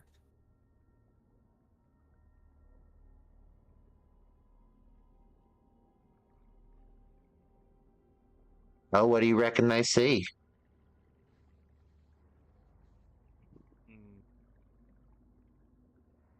I don't know. I'm just glad I'm not having any part of it. So I'm going to have Antonio and Ulysses give me that spot hidden that I just dropped into chat for me. For those of you that are at the door, you have a choice. You can, and I will let you know, there's no reason to push on these.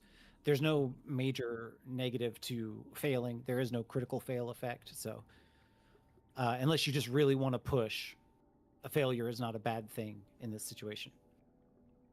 For the 4 of you that are at the door, you can approach the door. You could follow the oxygen lines off into the darkness, further to the east. You can inspect the 2 bodies that are here. You can inspect the temple door itself. What would you guys like to do? I would like to inspect the bodies using science biology. Okay, give me that roll.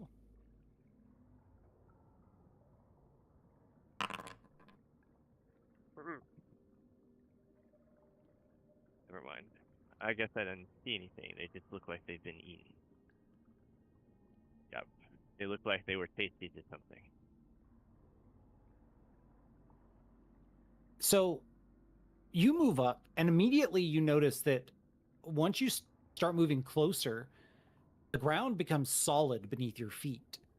You kind of crouch down and dust the ground, like swirl the debris, and there's a stone floor that you're currently standing on. Worked stone that has been like laid. Weird. You get up towards the first body, and immediately you notice that there are 13 steps that lead up to this massive door. It's 40 feet tall, 25 feet wide, if not more. And it's decorated with these weird symbols and imagery. There are 3 symbols that seem to be repeated throughout the imagery, but you don't immediately recognize these symbols. The first body has been fairly picked clean. And you can tell, actually, I should say, Bobby can tell that this is the body of a German Imperial Navy officer. This is a German naval diving suit that you're looking at right now. As a matter of fact, Bobby goes over, kind of messes with the suit, and retrieves essentially what's like a dog tag of sorts.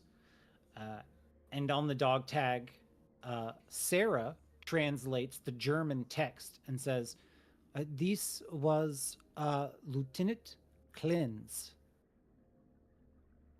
Then, Rose, you move to the standing body. The first thing you notice is that the suit seems entirely intact. There is no damage to the suit at all. Can I do a history check? What's the inside of the suit look like? Antonio, did you say history check? Yeah, because I may actually know more information about what part of what military or who these people are. History. Can we hear them from the bathysphere? I hear that what they're talking about, right? Can I roll a history as well? Yeah, so I'm going to say that you guys can communicate. I'm going to say that, I mean, we've already sort of broken reality by saying that there was a pressurized hatch for you to emerge from the bathysphere on. So we're going to say that you guys have communication with the bathysphere, and Rose is like relaying this. Like if this is a movie, we're like seeing it from Rose's perspective as Rose is talking, and then we cut over to the bathysphere and we hear this like 1920s tin canny Rose voice coming out as Ulysses and Antonio are watching in suspense from the inside of the bathysphere. So, Rose, go ahead and roll me a history if you would like. Yeah. Okay, you guys both have a success here. You're both fairly certain that these guys would have been on the U-boat that you're looking for. So specifically what you guys are searching for is, hang on a second, let me check my notes, a U-29 Imperial Navy submarine that was lost in 1917. From the uniforms you're seeing here, as well as sort of the amount of like decay and build up on the suits, this is absolutely likely members of the crew. And Rose, as you're discussing this over comms with Antonio, the two of you sort of kind of picking up in fervor as you're both having this realization and you're bouncing these ideas off of each other. Antonio, Ulysses, you hear Rose give out a sharp scream as you step around to the front of the standing man. The interior of the suit is a horrific visage of a man floating in what you can only describe as their own decaying matter. The interior of the suit seems to have contained them, but they likely died from some horrifying disease. You see like huge holes in their body, what tissue still remains, that look like abscesses. And you see sections of the jaw where the teeth have rotted out. This person died a slow and agonizing death to some kind of plague or bacterial infection. You're not really sure. I need you to give me a sanity roll, Rose.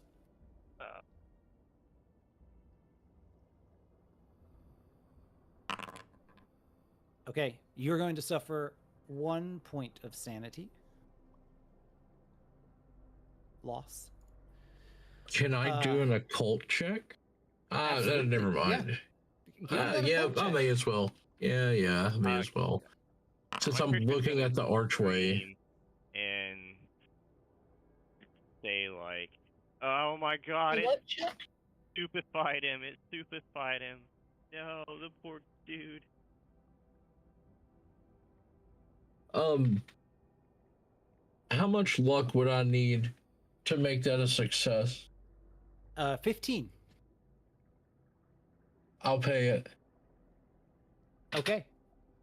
That puts me at what, 55? I believe so. You should be able to just click the spend 15 and it'll auto deduct it for you. It should. I'm still new to this particular setup. But you can also just manually take 15 out.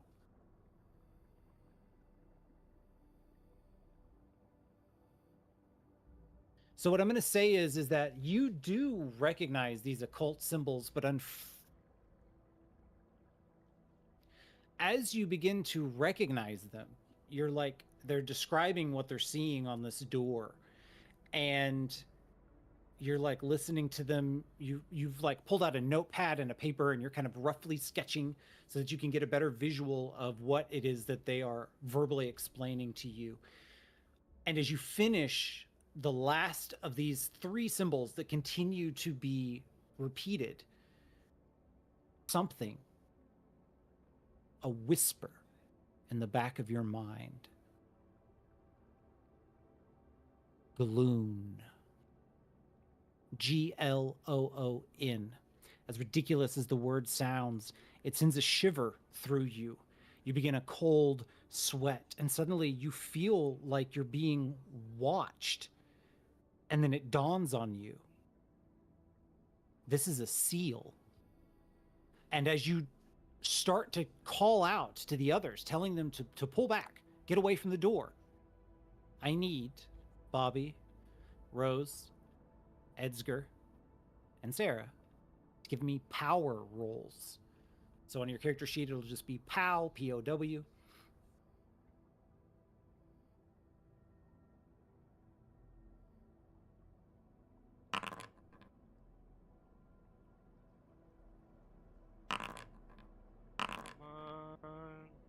Ew. Now, what I will say on these is that you can spend luck, but you cannot push on these. No, you can push. What am I saying?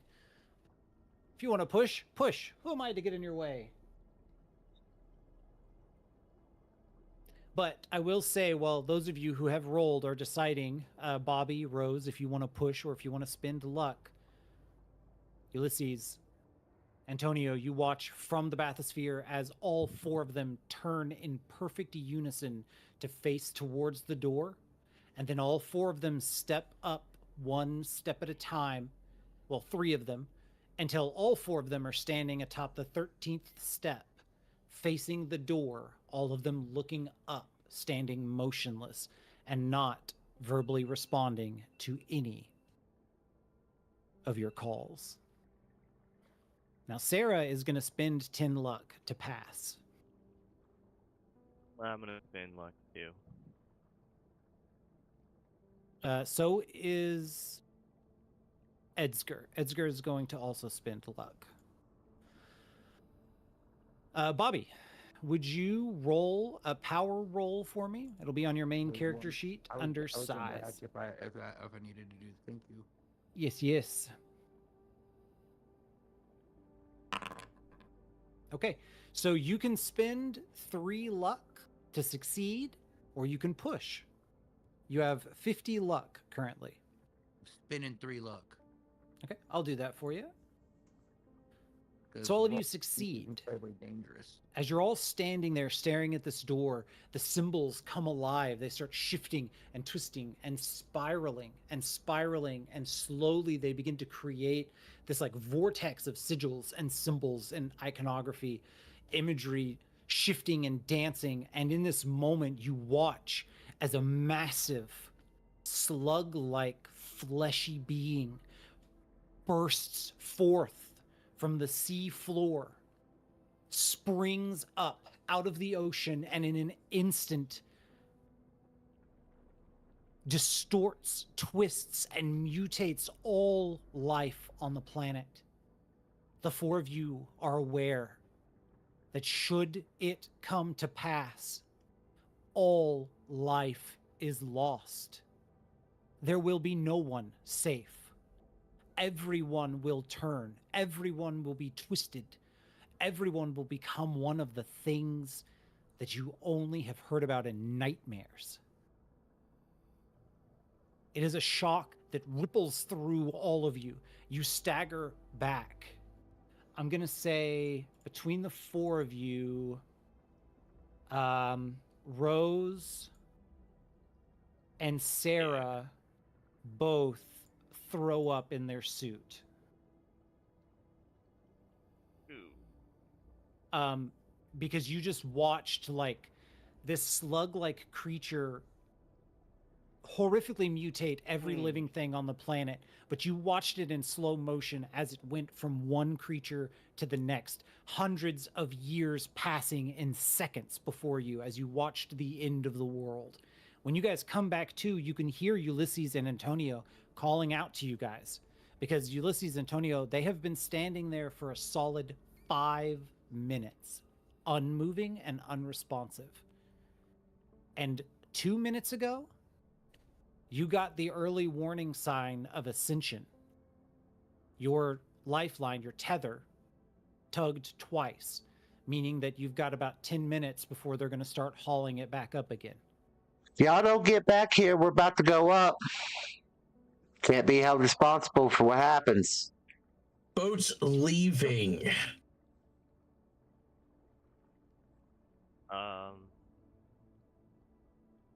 Do we have free control of our bodies yet? Yeah, you hear that. Okay. That sort of like comes in through the cacophony of these horrid sounds you were just hearing. Suddenly you're kind of pulled back into the moment. You're a little disoriented, but you're here now.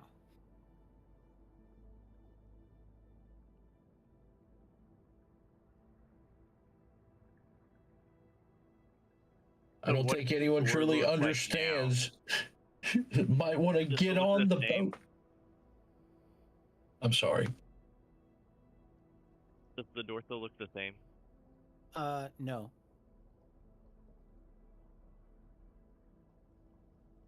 The door is currently open from your perspective, Rose. And there is something inside. In that moment, bursting forth from the interior and worming up from the sand and ground around you are hundreds of eels. They're writhing in a frenzy, but you could swear that occasionally you see an eel that has a human face, or an eel's face attached to a tube-like body of a human that are like mixed in with all of these eels swimming around you, and they have descended upon you. You can barely see anywhere. They're just going mad around you guys. Time to go. Take off. Yeah, you guys take off back towards the ship. Unless this particular one goes real bad, I'm going to say you guys get to the ship. I need Bobby and Rose to give me sanity checks again. Why? Well, you guys approached the weird, creepy door at the bottom of the ocean. Yeah. Keep getting fucked. Okay. Now, I will tell you, this isn't a terrible one to fail. If you want to save those points, or if you don't really want a chance to push, it's not super bad to fail this one. I'm gonna leave it. Okay, so both of you guys fail. That's going to be 1d6 sanity loss.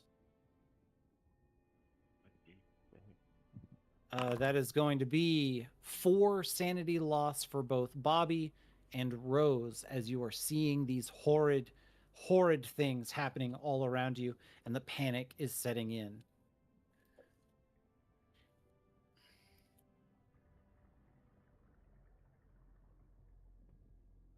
The ground beneath you begins to shake and shudder. You're rushing your way back to the ship.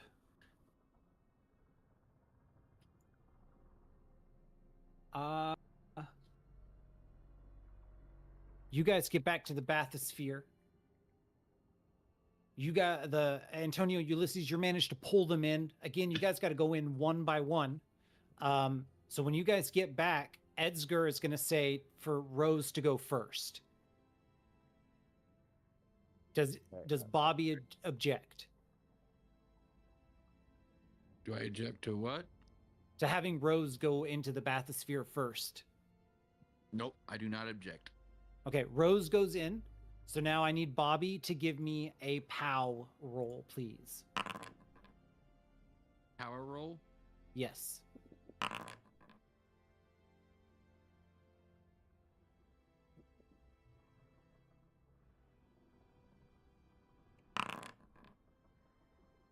Okay. You take no damage. However, Sarah does not get off as easily, nor does Edsger. Both of them take a point of damage as the eels have now begun to attack those who are outside of the bathysphere.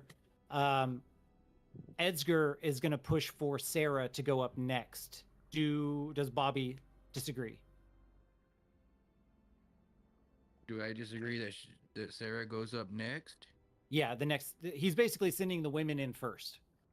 No, I don't disagree. Okay, Sarah gets in. After Sarah is going to be Bobby, and Edsger is going to be last. As a result of this, he is going to take another point of damage. So he is down to 11 hit points. But you're all back into the bathysphere. The eels swarm around the bathysphere for minutes until you begin to ascend, and then they seem to just disperse back towards the temple. As you're I descending... certainly hope we don't ascend like we descended. No, it's moving at a steady pace. Like those eels. That would be bad for our health. But the rest of you are kind of sitting here trying to catch your breath. Edsger and Sarah both are minorly banged up. Bobby and Rose a little shaken, but physically okay. You begin to ascend, and you're ascending at a steady pace. This is how it should be. You're making good time. You breach the surface. And as you breach the surface, you're being pulled back up onto the deck of the ship to go back into the bathysphere's cradle. You all see standing on the deck of the ship, and it has started to rain at this point. It's a light rain, but it has started to rain. That storm is moving in. For Ulysses, especially, Bobby, I would say to a slightly lesser extent, the fact that Captain Saul Econ is standing on the deck of the ship waiting for you, not a good thing. Those men don't look too happy. Yeah, you see next to Saul, Thomas, Wachuset. He's kind of pacing, like small little back and forths next to the captain. The captain is standing there stoic as shit, arms behind his back. The wind is buffeting him. His hat somehow is just maintaining perfect placement on his head. You guys are disembarked, kind of roughly checked over, but they don't really do much. They immediately bring you to the captain, who, as you come up to him, he pulls his cap off, sticks it under his arm, and he says, shouting a little bit over the building rain, "We have bad news. We've lost the other bathysphere. We're not sure exactly what happened, but the umbilical line got tangled up on something between us and it." He shakes his head and kind of pushes the water through his hair. "There shouldn't have been anything between us and it, but we've pulled the umbilical back up and it is severed. It looks like it got twisted and snapped cleanly. We have suffered some minor damage as well from this incident with the other bathysphere. We need to find a dock to check the ship and to hold out for the storm. There's an island not far from here. We're going to be setting sail as soon as the bathysphere is secured.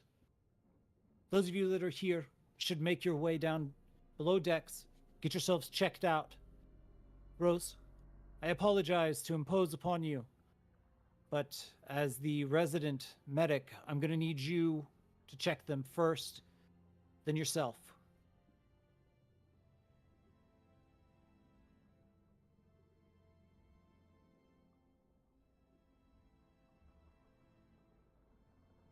I will check them.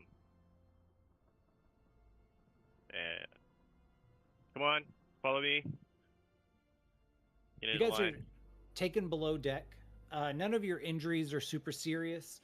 The way that healing works in this, you're going to need a full night's rest to recover lost hit points. But there's nothing major at this moment. You do all that you can, Rose. The captain touches base with you guys a little bit later in the day, informs you that the bathysphere is secured and that you guys are going to be making your way to the harbor of Horta. It's on an island called Azarine. Azarine Island of Fail. There you guys are going to refuel and resupply so that you can make the journey back to the Americas. You guys should be getting there sometime a little after sunrise tomorrow morning. Hopefully the whole endeavor will only take a couple of hours, and then you guys will be on your way. Can I fast talk in an attempt to get more information out of the captain? Like, is that really the only place we can go?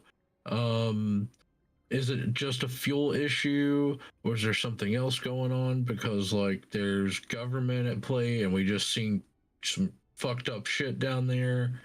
I would like to maybe do some kind of fast talk check with the captain. Yeah, if you want to give me a fast talk, and if anybody wants to do a psychology roll to see if you can get kind of a feel of where the captain's at right now, get a sense of his state of mind or his emotional state. I'll do the psychology roll for him. Okay. Be like, I'm happy to assist you. I'm sure the captain is okay. I don't think I have psychology, but I'll look. Yeah, I don't have psychology. I was gonna say, is there any way to restore sanity? Like you said, sleeping can restore HP. No, the only way to get sanity back is to like actively get sanity back. Also, completing certain quests will give you sanity. I apologize. I was wondering if I could roll psychology for that somehow. Like I need to take a therapy. quick bathroom break, so if we could just take like a 10-minute break. I apologize to do it in the middle of stuff. That's fine. I'm on the phone with my wife while she's like picking up dinner and on her way home anyway. That's why I'm kind of like half engaged. So like, yeah, 10-minute break would be awesome. Okay, I'll see you guys in 10. Okay.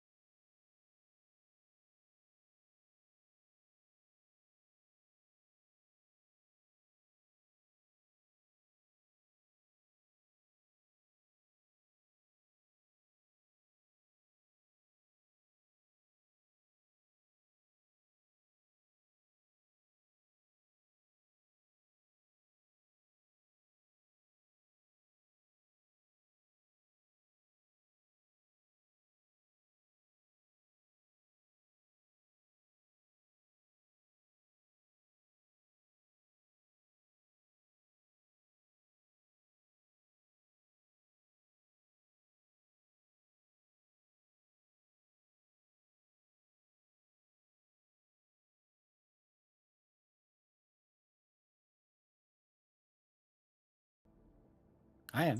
I'm still on the phone, but I can kind of keep rocking like I'm rocking.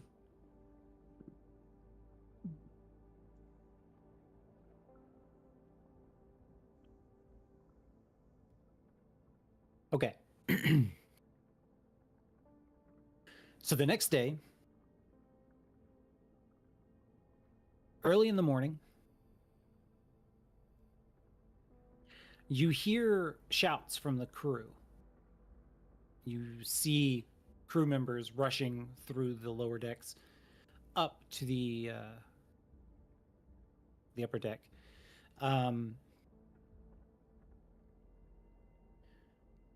Curiosity gets the better of you all, and you make your way up to the top deck as well. And you can see an island not too far into the distance. You're maybe like, excuse me, a couple of minutes out from the dock. And atop a hill that overlooks a small village, there is a ancient looking temple. 4 of you feel like this temple is very familiar.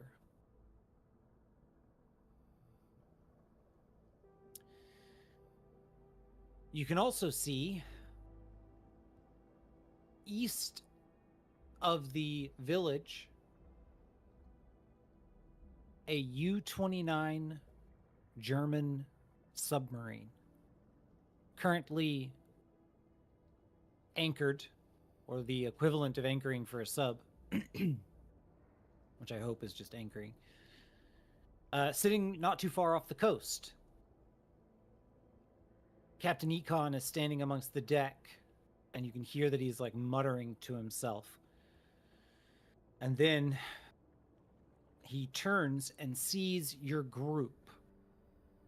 He makes a beeline to you, pushing some of the crew out of the way as he comes up to you. And he says,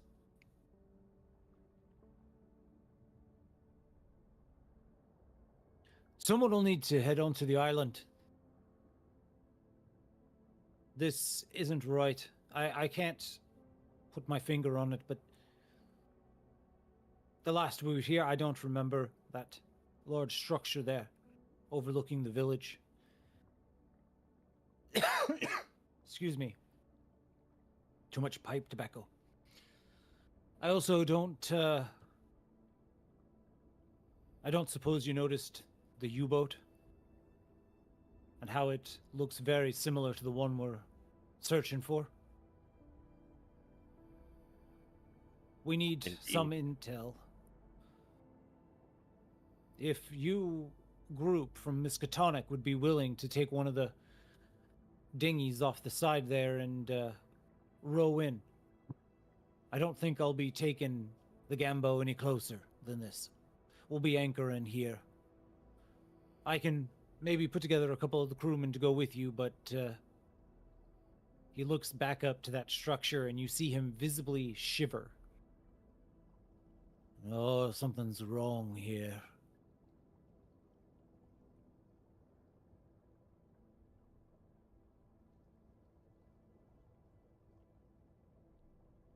What would you all like to do?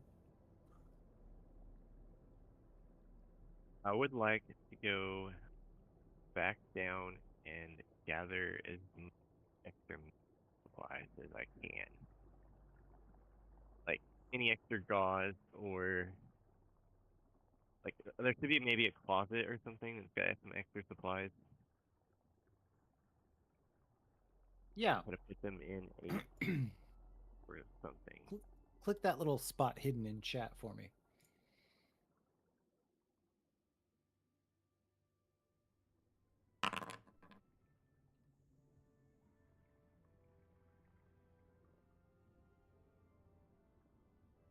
What did we get? What did we get? I just did a victory dance. Ooh. Yeah, I'm going to say that with that success,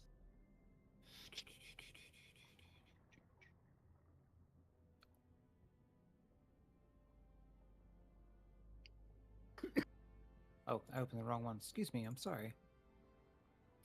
I don't know why my lungs are trying to escape. I'm going to give you an additional small medical kit. You heard that.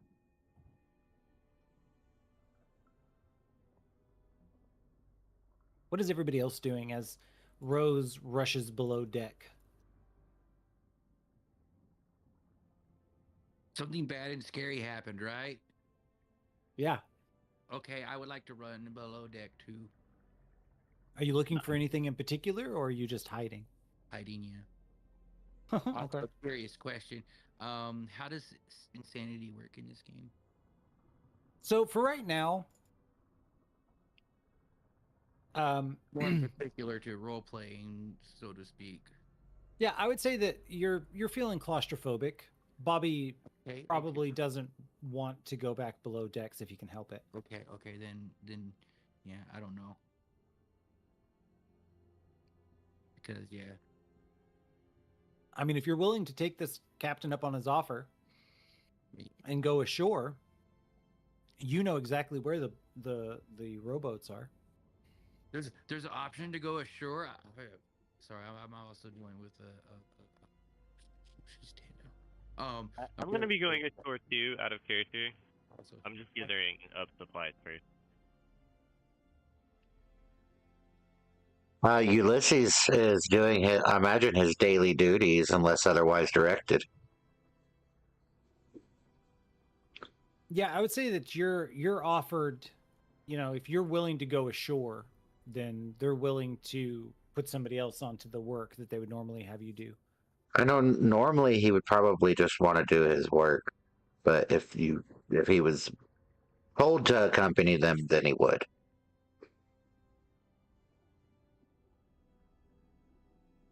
Yeah, I think if the rest of the group is good with going, then Ulysses is going to kind of get pulled along with them. You're kind of, even though it's pretty brief, you're already started to be considered like the Miskatonic group. And he would begrudgingly cuss underneath his breath that he has to help them out, but he wouldn't give his captain any lib. Okay.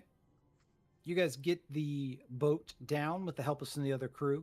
They seem super happy to help you guys get this underway. None of them are willing to go with you. Your boat is set down. You guys all get into it. Does anybody else want to do anything before you guys officially make your way inland?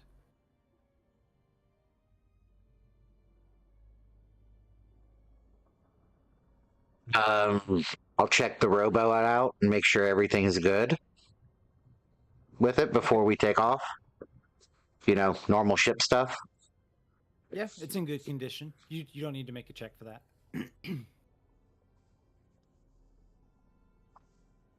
Yeah, otherwise, unless bothered, he's basically, I guess, the guy that's going to be bringing them to shore, and bringing them back, just like he was with the bathysphere.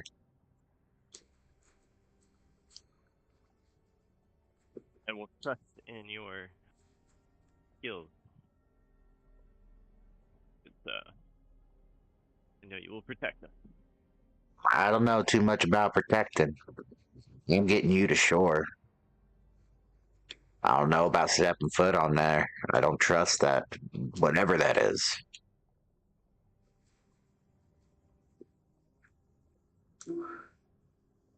Would have Ulysses been to this place at one point in time?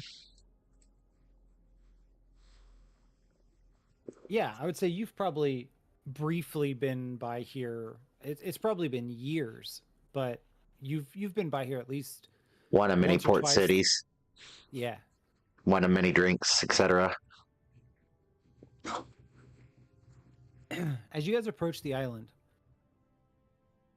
first thing that catches your attention is how quiet it is. Other than the lapping of the waves, it's quiet. It's an uneasy feeling as you approach. we're going to switch maps. You're going to get a little bit of a load screen, bit of a jolt.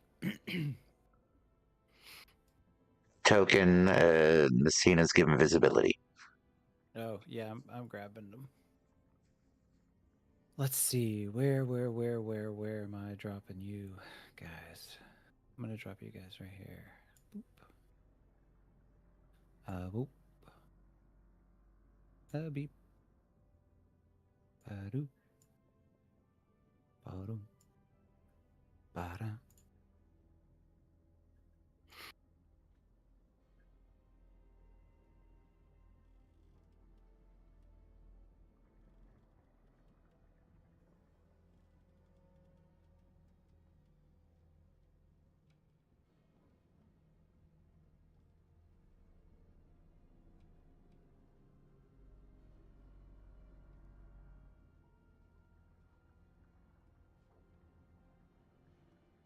I have a spider on my portrait.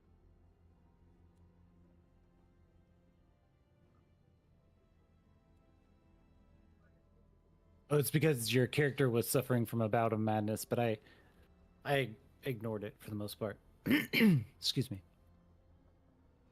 Uh-huh.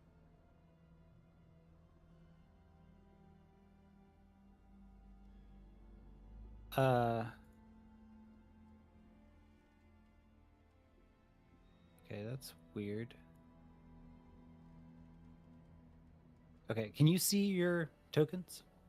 You can see my tokens. The rest of the map looks just completely gray. I can't see anybody else's. I can just see mine. Yeah, I can just see mine too. What did I do? What did I do? Map is gray.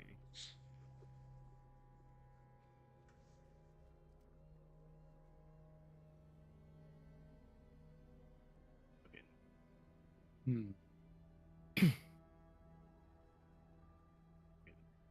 Yeah. Bear with me just a second. I bet you it was this.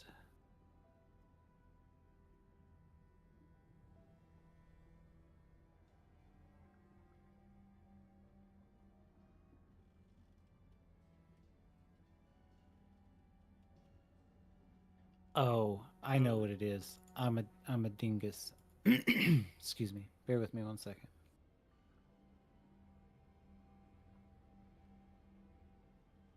I realized what I did.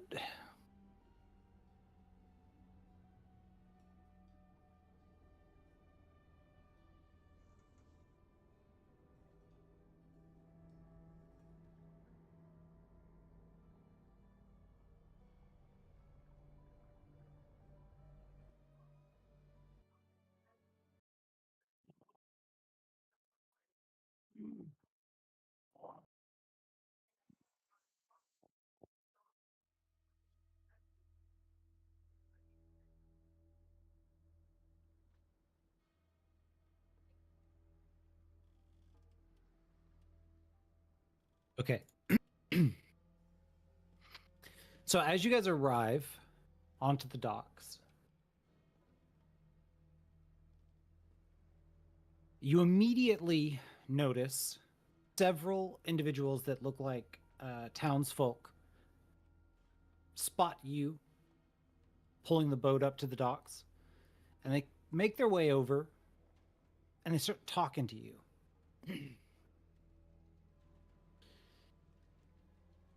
But there's something off about them.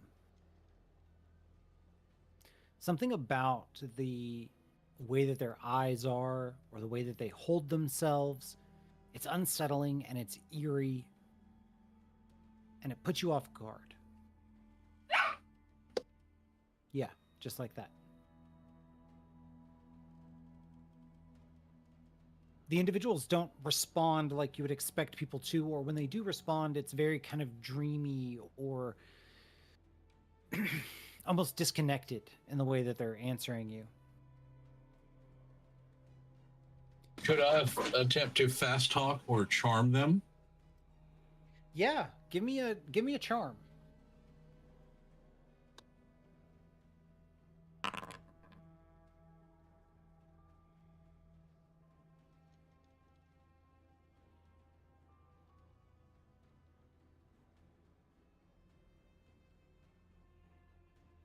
Do I notice any of these people? Have I seen them before? I mean, they look like people from the island, but you don't recognize them like personally. Okay. You're unable to really charm them, but what you learn from your attempt to charm is that they're almost in like a hypnotized or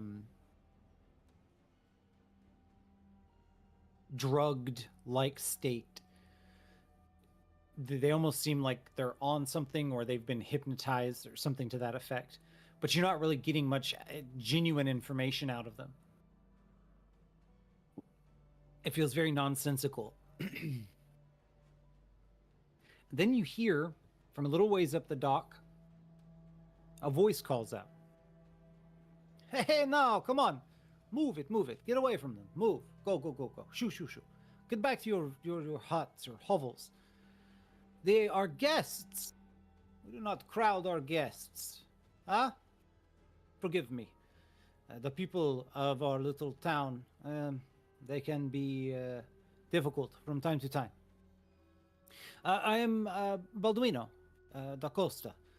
And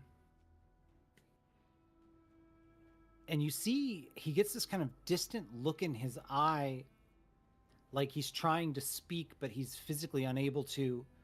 And then he kind of very slowly drifts back to focusing on one of you and slowly returns back into the conversation. You've forgive me, you are honored guests. You have been expected. You see, flanking him now are two very rough and tumble looking men. One of them is playing with a knife. He's sort of twirling it around in his fingers, and he'll like throw it into the ground and then scoop it up.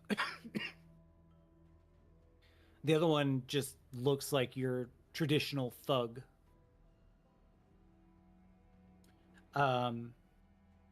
The one with the knife, he's also dressed different than the other one. He's wearing like a blue striped shirt, and he's got these really nice dress slacks on.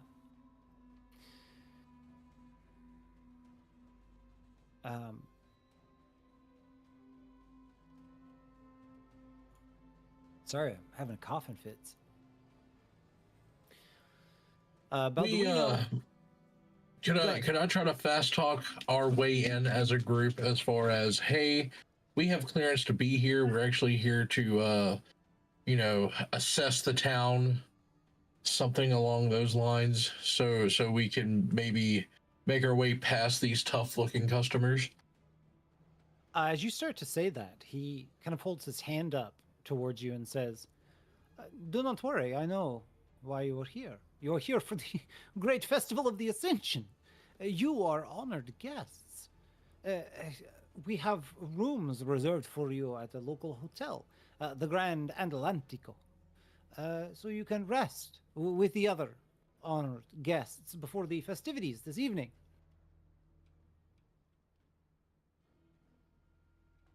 Yes, exactly. We're here for the festivities, right, gang?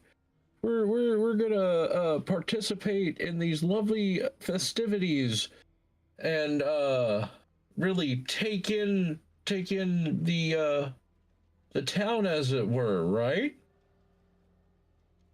Could I roll a psychology check to gather like a sense of an inner sense of his meaning by honored guests and festivities Yeah. and rooms reserved for us? I encourage it. If anybody else wants to make any checks, feel free. You are standing within a few feet of each other watching all of this transpire. Go on the This guy boat. wants to eat us. Sacrifice us to the Great One.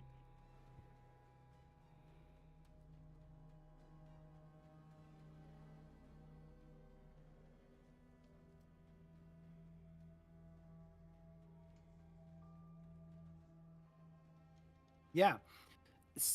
You get a strong sense that he's kind of conflicted in what he is doing and what he wants to do. There's a reservation about the way that he is handling himself and talking.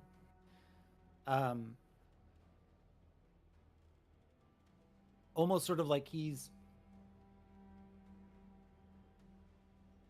trying to mimic or convey someone else through himself. But to what Antonio said, he says, no, there is not time to explore. You can sightsee after the festivities. The Festival of the Ascension must be undertaken, and you are necessary honored guests. We will escort you to the hotel, where you will rest until the Ascension tonight. There's no better place to rest. Come, let us go. And he starts making his way up the docks. The two thug-like guys kind of step to the side to make an opening for the group to move through. What does the group currently do?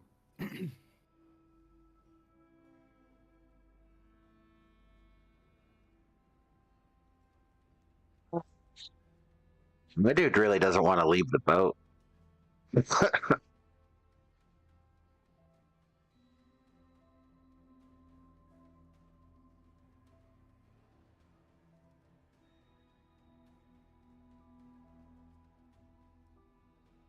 So I'll say you could try, excuse me, to intimidate these guys. You could pick a fight. You could try to run. I mean, really, the choice is up to you guys. Whatever you want to do. We don't have much choice. Either back to the boat or follow them. So I think we should follow them. It's my job to watch the boat. I mean, are we going to push forth further in order to get answers? And if so, how are we going to do that? Are we looking... Are our only options intimidate, fight, or go back to boat? I mean, are we... Where... It does feel like those are the most prevalent options before you right now. Okay. So, we have one vote for boat. We have another vote for question mark. I didn't hear what Rose voted. To go. Rose wants to go on the boat. No, to go with And... To go to the Oh, island. no. Okay. Rose is okay. And Bobby? No, I want to go on the island. You want to go on the island? I second that opinion. Bobby, you are the tiebreak. Or the potential tie. Did you hear? I said a third. It did it. Okay, so we're gonna let them take us to the island, or I say let's go. okay, Yeah. but Balduino makes it very clear, Ulysses, that staying on the boat's not an option. He's gonna bite his tongue and make sure he's got all his stuff, his tool bag and everything on him, and tie the boat up. I'll give you all this as well. Balduino actually turns around, calls for Ulysses to follow. Ulysses is a little resistant or hesitant. And you watch as one of the goons that doesn't have the knife, he unholsters a revolver and locks back the hammer, and then just stands there looking pointedly at Ulysses. Ulysses gathers his things, but it's pretty clear this was just a blatant, open threat towards your group. Follow, or bad stuff's going to happen.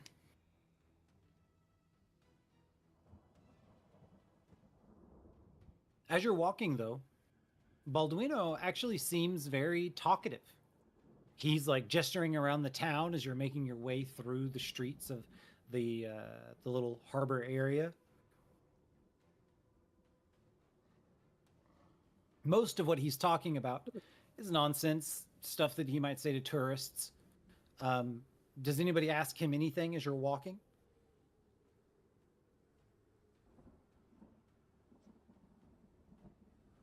No, but I am going to lean over and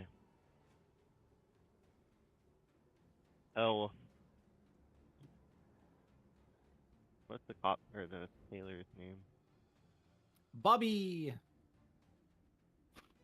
Bobby.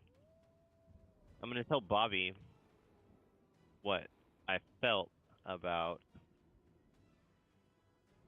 Antonio guy. Okay. I don't know his name. And Ulysses will ask them what's up with that weird new building that wasn't there last time he rolled in. Oh, well, that is the master's abode. He must be kept comfortable as he awakens into our world. I couldn't imagine this island without that temple. That thing has been there since the island was founded. Nobody knows how old it is or even where it came from. But it is where our master resides. I had never seen that building before. I came back through here a couple of years ago. Yeah. Can I fast talk him to get the name of their occult leader? Oh. That's pretty. Is that a yes? I think that is going to work. Let me cue something real quick. You I was being supposed to all wait. crafty. I hope I didn't do it too fast. No. That's good. Excuse me.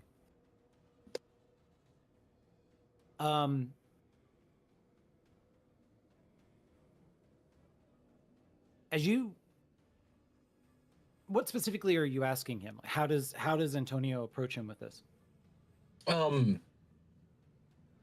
So, who's in charge of this great ascension anyway? Oh, well, I consider myself leading the charge, if you will, getting all of the festivities put together, and ensuring that everybody that the master wishes to be present is present as he has demanded them to be. But I would be... But who is the master? Oh, the master. You watch as he sort of kind of tilts his head to the side. He is, he kind of scrunches his eyes for a second and he stops moving. He's, you see, he brings a hand up to his temple. His left hand is shaking, right hand pressed against his temple. He's, you see Can blood I utter the starts name? to trickle from his nose. Can I? Ooh, no, never mind. Maybe I don't utter the name. I take that back. And he stops, just goes very rigid for a second, and then blinks his eyes, and then continues walking as if the last few seconds don't exist to him. And he says, but I can't take all the credit. The High Priest Heinrich, he is really the one leading the charge on all of this. It wouldn't be possible without him. And I'm going to give this to you guys, because I feel like this would sort of be something you were briefed on a bit. Heinrich was the sub-captain of the U-boat that sank 20 years ago. Oh.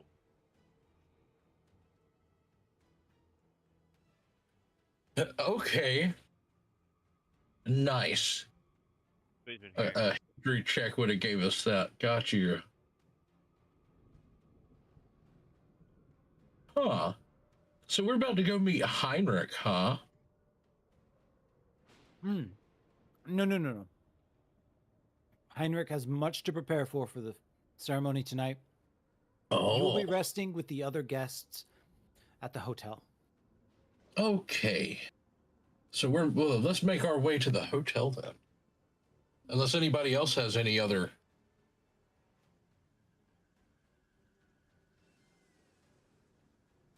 Does anybody else want to ask anything of him as y'all walk through the streets?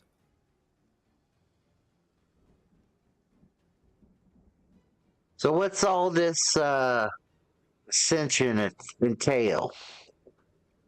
Oh, that is absolutely not my place. I cannot speak on the ascension. No. Only the master can explain the ascension.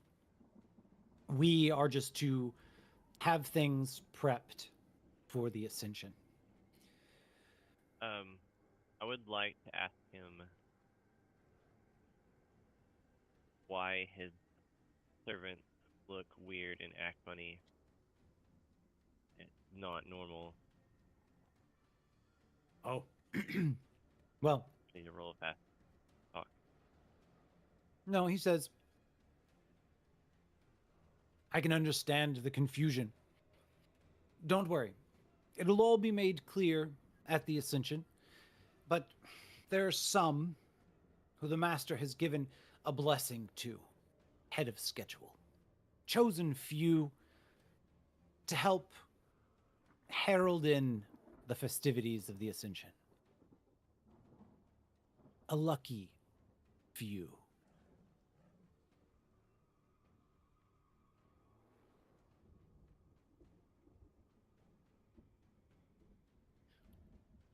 I'm going to have everybody give me a spot hidden. Spot hidden.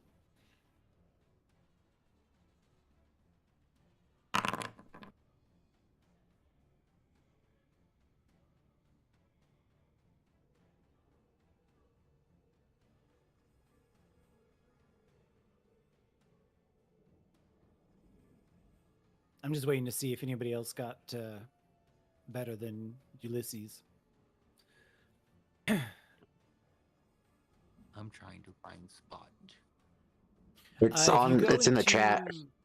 Yeah. You can click that little button there. Because not everybody has it as a skill on their sheet, because not everybody had points in it. But clicking that button will roll it even if you don't have points in it. Well, I don't think I passed. No, it's base 30, I think. That's okay.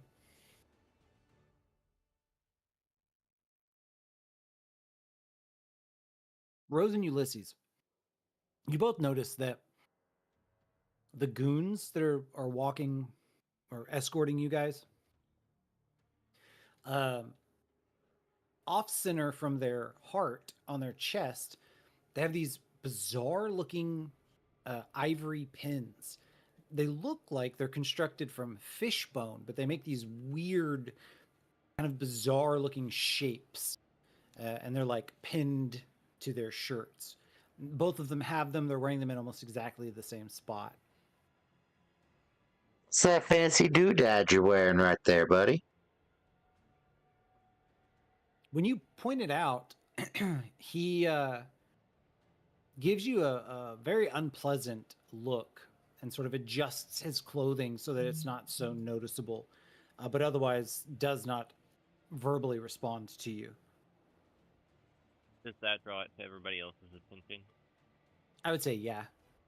Okay. At the very least, everybody else now knows to look in that general vicinity, because I imagine Ulysses probably pointed at it or... Oh yeah, he got like uncomfortably close and pointed at it. Yeah. Almost in a jovial sense. When you get close, I will say something does seem off about the way the pin is placed. Yeah, absolutely. Hell yeah. Something about them does feel occult. You can't quite place exactly what it is, but it pings all of those warning bells in your mind like, okay, there's something off about this. Can I roll a science biology check to see if that's what's making them act funny? Maybe? Like, Yeah. give it a second. I'll say with an archaeology, you would know that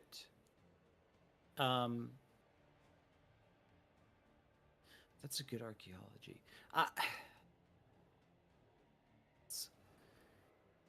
But something about Okay. them does feel occult. Okay, fair. I just wanted to throw that out there too, because I was like, well, it's kind of related. Yeah. No, I mean, the thing about them is that they look fairly new. And they don't appear to match any known like lexicon that you've studied up to this point. So if they are a type of text or they have or they're like a script or something, you're not familiar with it.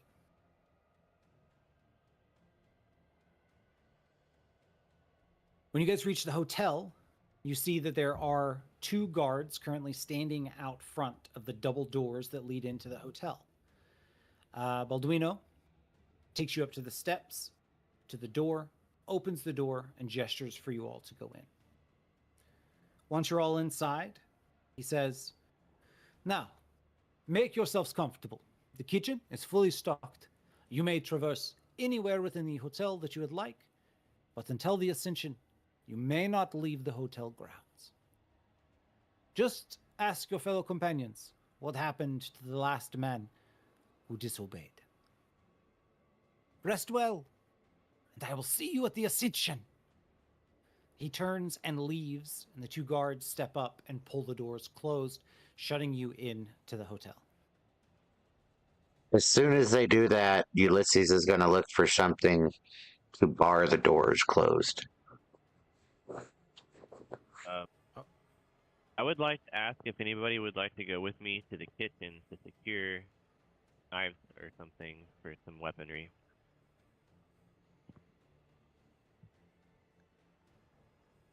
I feel like maybe we should think bigger.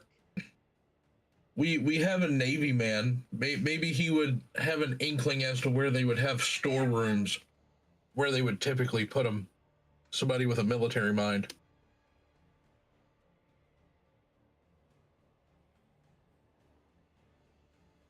So, you guys hear, as you're discussing this, nope, I don't want that.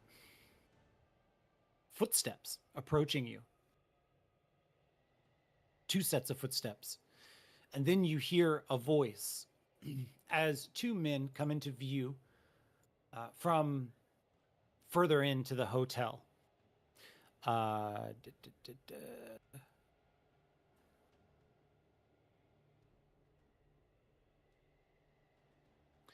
You immediately recognize these 2 men as German naval officers. They come around to the corner and see you, and they see that Ulysses is barricading the door with some of the furniture nearby. Rose has kind of peeled off to go find some supplies, and they say, "Excuse us, hello, welcome to Atlantico, I suppose. It won't matter if you bar the door. They'll just smash it in. Forgive me. It's been a while since we've had other people here. My name is Lieutenant Ernst Wagner, and this is my fellow crewmate, Lieutenant Peter Ballman."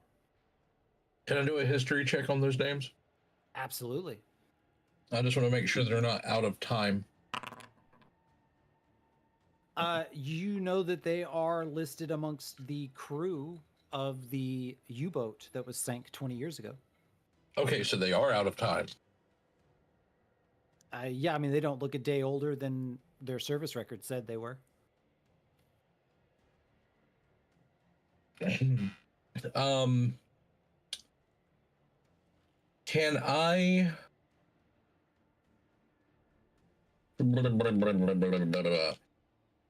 Can I appraise to kind of just check out them as people? I don't really see like a perception check.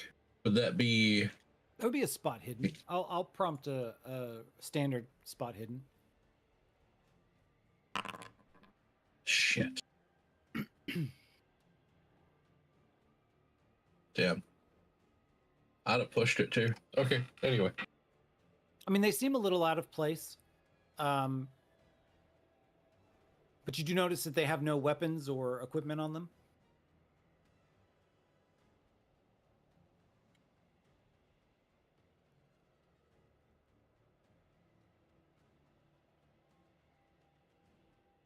Rose, you find a fully stocked kitchen. Nothing fancy, but everything you could need to cook meals for quite some time in here. Okay, cool.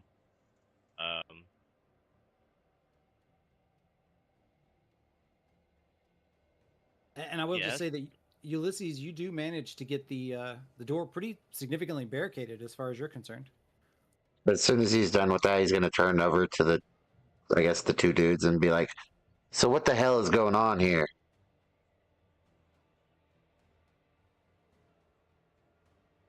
Well, we're not entirely sure. We arrived here some time ago. There used to be a base here. It is not here anymore.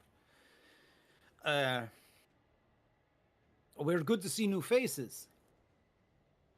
But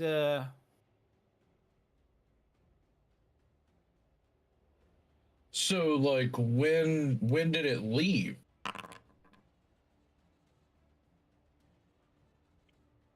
I don't know what you mean. Fair.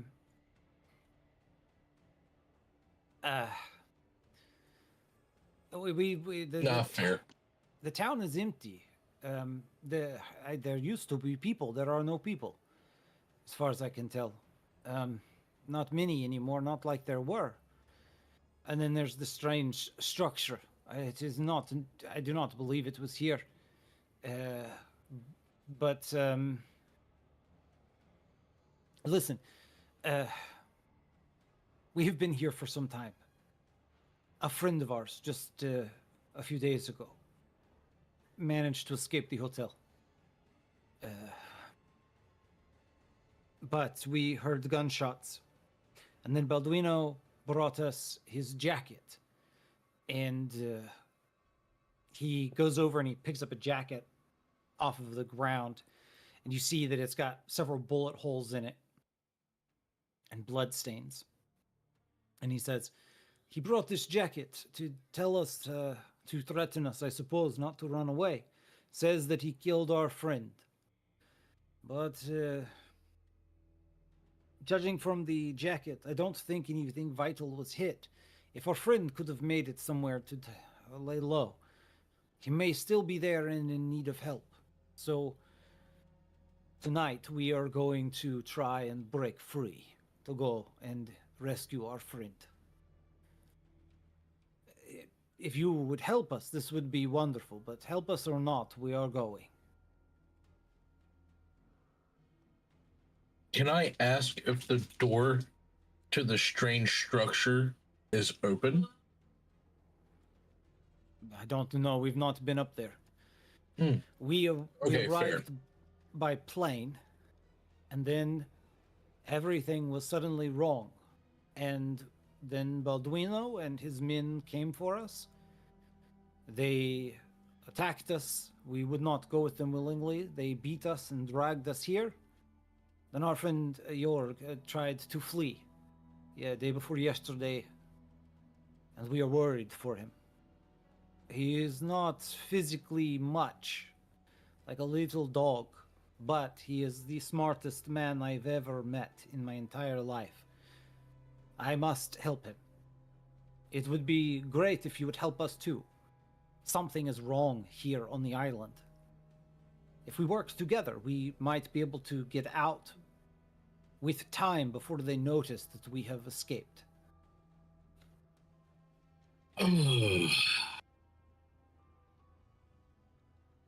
I'm gonna have to hear from the rest of the party on this, because knowing what I know, I'm not real keen on it.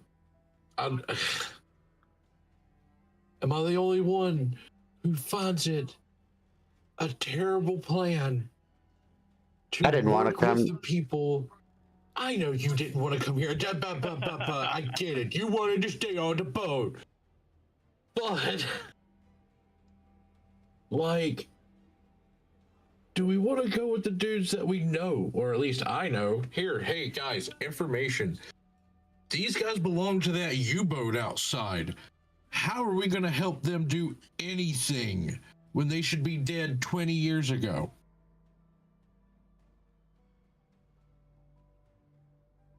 Any words? Any thoughts?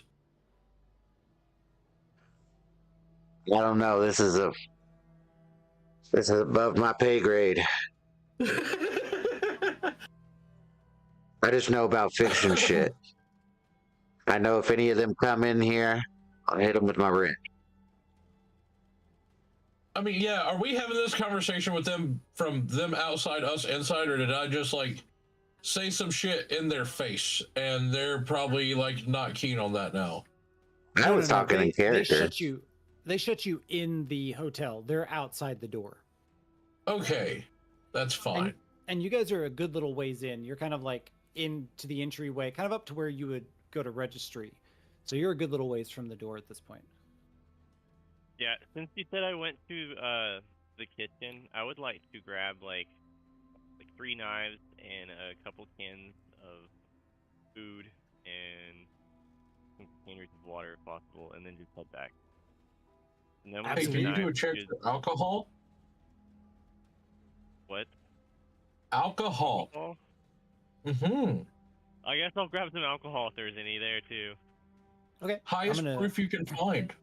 I'm gonna query a spot hidden. I'm like, sorry, I don't know if I should coach like that. I apologize. My character is pretty smart. I have a 75 intelligence. I'm just like, I just know stuff's off. Bro, high five 75 int gang. Let's go. So if you want to push that spot hidden, Rose, I do actually. What do you do differently than just sort of looking around the kitchen?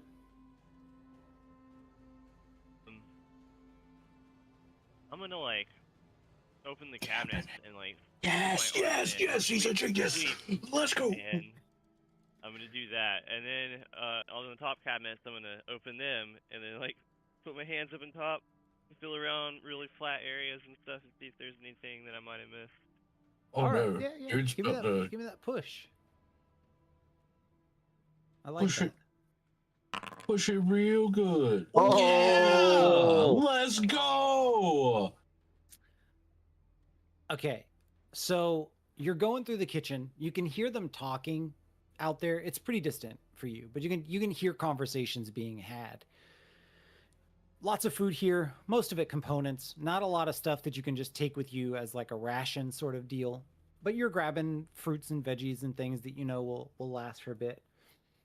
And then as you turn to leave, you stop and you're like, stiff drink would be really nice right about now with all the things I've seen in just the last 12 hours. So you start looking through the kitchen, and it is uncharacteristically barren for alcohol. Ah, fuck, there's soldiers here. But then you start to think about something that your grandmother had told you about how she used to squirrel away her liquor from your grandfather because he would drink it all. So you start looking in those spots where your grandma used to tell you were the good spots to hide it. And you find enough Everclear to make a couple of either Molotov cocktails or Man, potentially several large pools of flammable. I mean, we'll say you got a full bottle of Everclear or moonshine, basically. Okay. We'll say block a doorway. 24 ounces or something like that. Thank you, Grandma.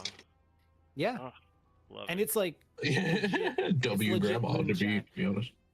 Let's go. That shit gonna burn blue, son. You return back to the group, and you can see that the conversation has started to sort of elevate a little bit. The Germans are very insistent about breaking out tonight. Some members of your group seem a little bit not too keen with that idea. But the Germans are basically like, hey, here's the deal. We're going to go get some rest. Discuss it amongst yourselves. But in a couple of hours, whether you're with us or not, we are breaking out of here. We'd love for you to help us because that'll make this a lot easier. But we're doing it with or without you. And they leave. As he says that, I'm gonna approach and be like, "All right, guys. The only way out of this is we wait here and die, or we go and safety in numbers, and we go to fight and win." So I got some knives for everybody that didn't have weapons, and some stuff to make cocktails. The only way that we're gonna figure out what is going on in this island is if we do this now. Or potential third not dying option, we let them do their little escape plan and use it as cover to go back to our boat. I'm just throwing that out there. But how could you live with yourself? I am only here as a stand-in to make sure the boat didn't sink. Look where that got us, thanks to the Navy. The vision, man. You know what's gonna happen. Don't trust these nut jobs. How much power do we have over a god? To be fair, Ulysses and Antonio didn't see the vision. That's true. I saw a vision, man. World-ending nightmare. I know its name. I don't know what any of y'all are talking about. You seem pretty crazy. You almost seem as crazy as those folks out there. You get those sexy butt cheeks. In gear.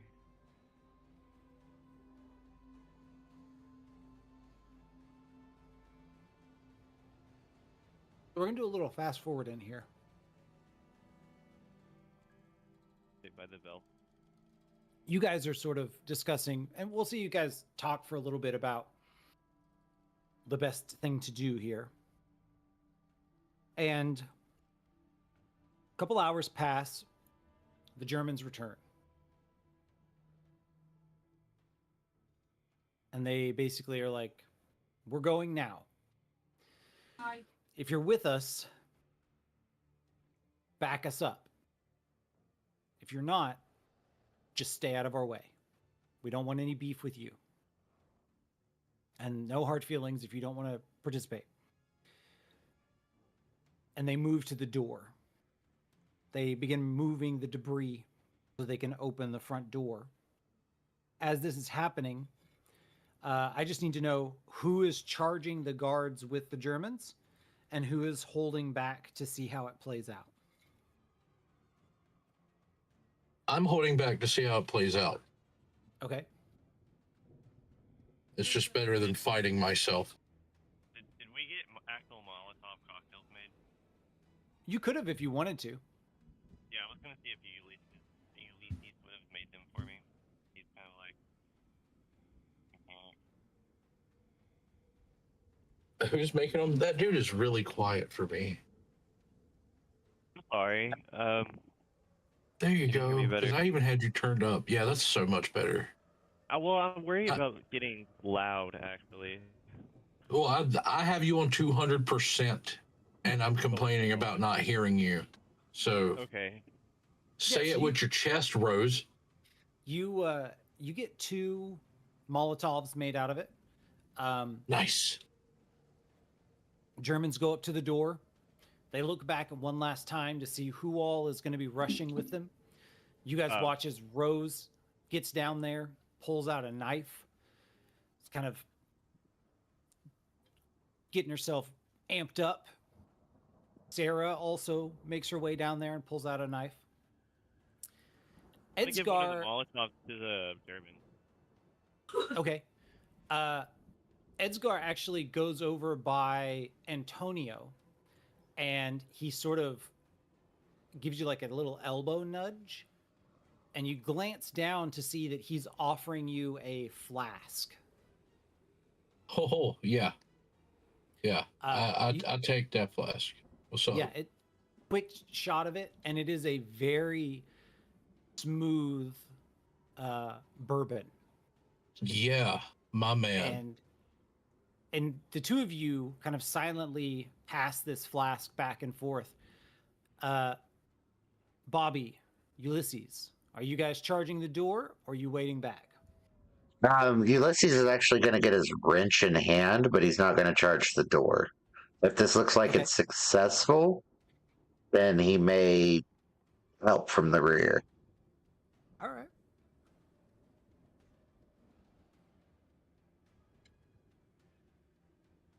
Stan, do you want to charge the guards or do you want to wait and see how it plays out?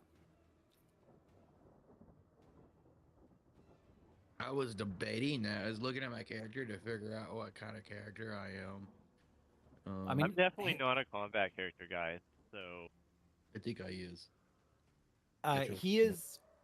Bobby is the most combat oriented of all the characters.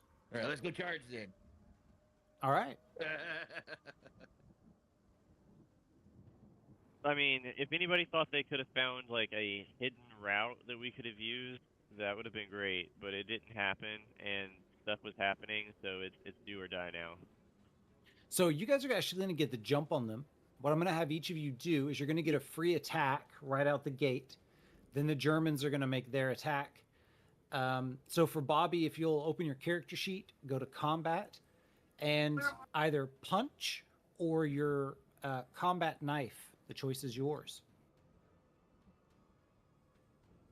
I'd like to let Edsgard know that I don't care what he has to say about me. At least he's got good taste in liquor. He chuckles and he says, "The sentiment is mutual.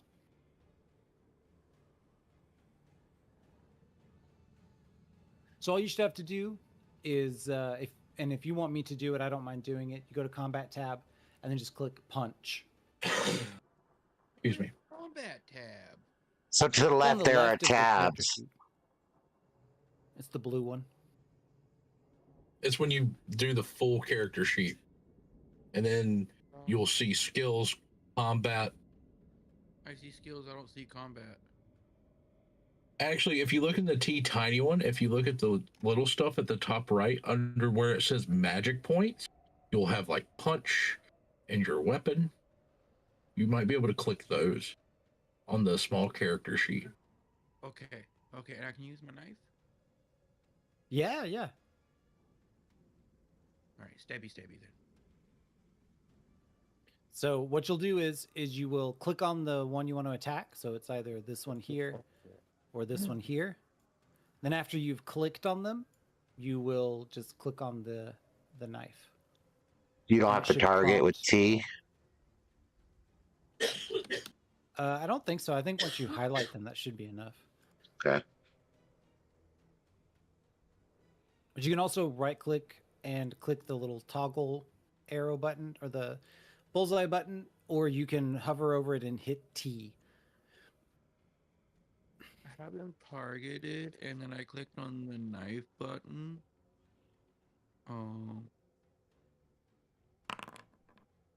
Okay. Now he's tough. Let me hear your tough noise.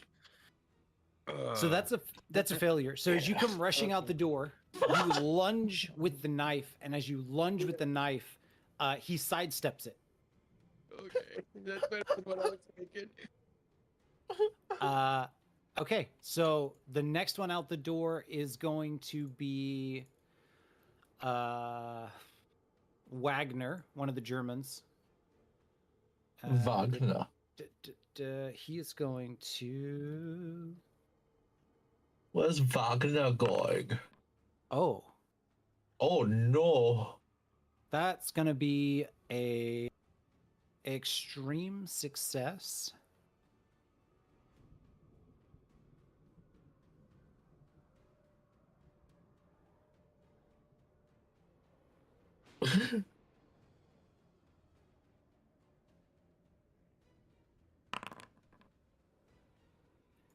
Okay, he does 6 damage to the one that Bobby missed with the knife.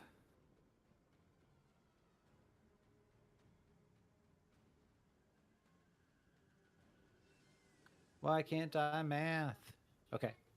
Which does seem to hurt the guy pretty significantly, but he is still standing. That's going to bring us to Rose. Rose, you're the next one out the door. The one on the map to the north has taken a pretty severe hit from Wagner, one of the Germans.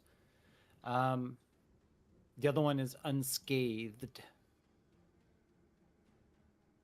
It's my turn. Yes.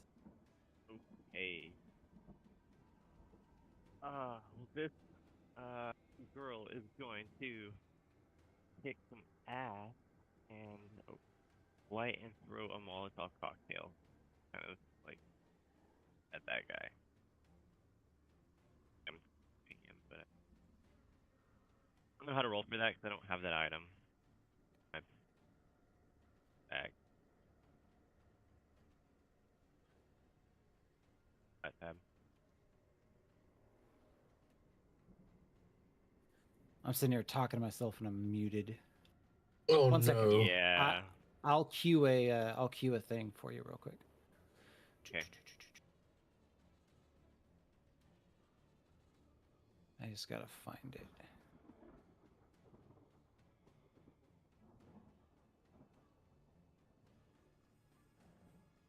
Here we go. I'm going for the guy in the triangle, the top of the left of the triangle. Oh, I still have tab. that. I have that dude selected. Terrible roll.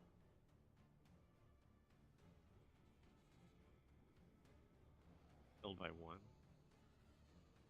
Oh, that was his thing. He messed up. Because I had him targeted. There you go. You can click on that.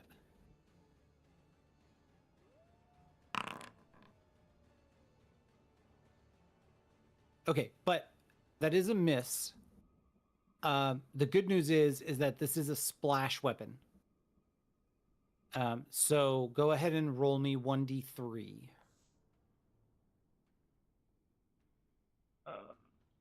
I think you might have to prompt that, my guy. I'll do it. How That's do okay. you? You can do /r space and then 1d3. So both of them are going to take 1 point of damage. If they do not move from where they currently are, they will continue to take that damage. Okay. Sarah is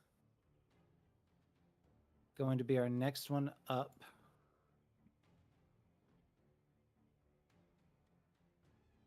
And she is going to attempt to knife a guy. I'm glad I got weapons for everybody. Actually, no, she's not. She's gonna punch. Her punch and her knife. Her punch is actually a little better than her knife. Chew up, Master Onion. Kick, punch, solid. Oh, ball. she hits it. Let's go. The only capable combat person out of all of you. And she Ain't that does, right, Edgar? she does 3 damage. Got some smack. Yeah, she runs It's up and sad the dame's outperforming the Navy boy. she runs up and just punches him with a haymaker, and a tooth goes flying through the air. Yeah, the classic just fucking chick comes up and cold cocks a guy. Fucking love that. Okay. Give me 1 second here. I'm going to put us into proper initiative, and the other German is going to get to go. He's actually going to rush the other side, and then he's going to try and brawl that other guy real quick, the one that just got cold-cocked. Boop. That's going to hit.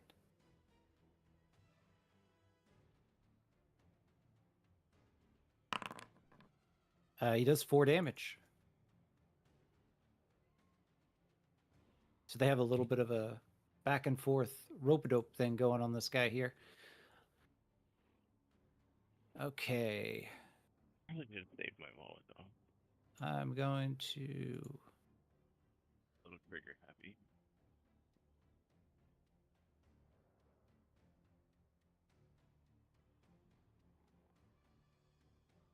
Couldn't help it, the big scary man.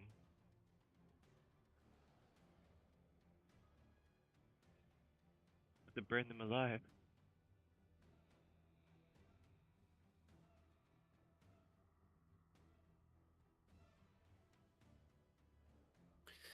Okay. So what we're going to do is we're going to go through a round of combat, and then we're going to call it after the combat, because that brings us to 10 o'clock, if all goes well. Sarah's going to go first. She is going to, once again, she's going to try that brawl. She's just not super confident with that knife.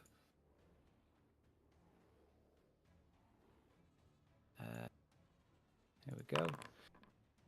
That's bad. She's missed. She just doesn't. He's recovered pretty well from that rope-a-dope.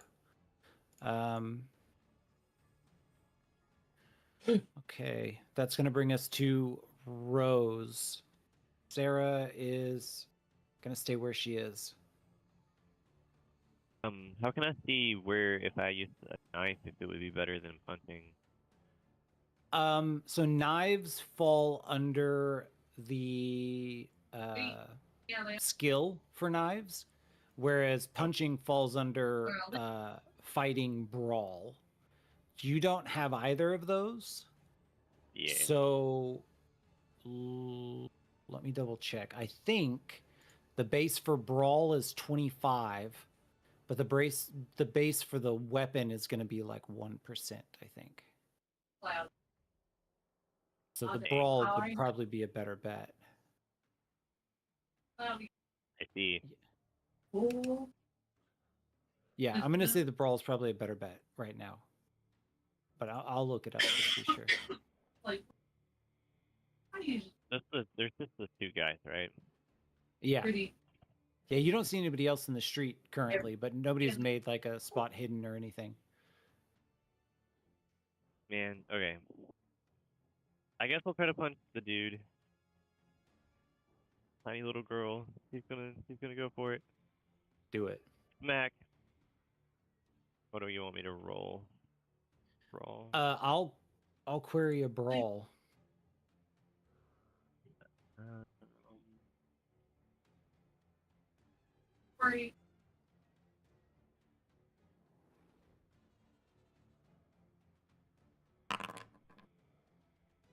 Oh. Like, shouldn't I be able to find brawl even if it's not in my character sheet? Sadly, not if I didn't put it there. The sheets don't come with all the skills already on them. I manually added all the skills. I failed, I guess. No. There you go. Wait. You can click that. That's fulfilled. Oh. Okay.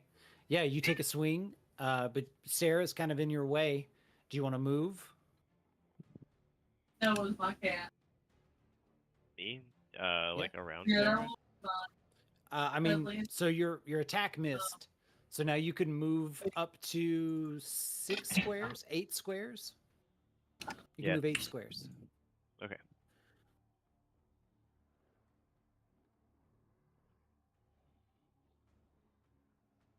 Body.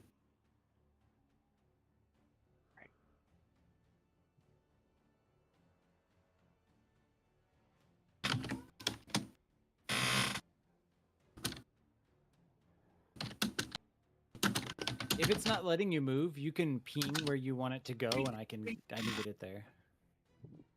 Oh yeah, earlier I was having no problem. He did reach it. I guess Oh, right here. Okay, like right there. it's Yeah. up. Okay, so yeah, Antonio, Ulysses, you guys see as Rose comes, like throws a Molotov cocktail at these guys, takes a swing at one of them, and then runs back over with you guys. All right, that's gonna bring us to Edsgar. Her being in the way. He's not gonna do anything. Ulysses. How bad do these guys look? The one over by Sarah, the southern one, looks pretty bad. The northern This one? Yeah, the northern one looks a little banged up, but not too bad. Should I move to right about here? Could I hit him from there? Can I attack diagonally? Yeah, you can do that. I'm sorry, I have to step away for just a second. Apparently, someone's knocking on my door. Crazy.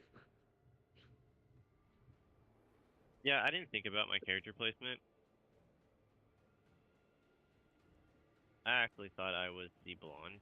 There's a blonde-haired chick, a lighter-haired chick.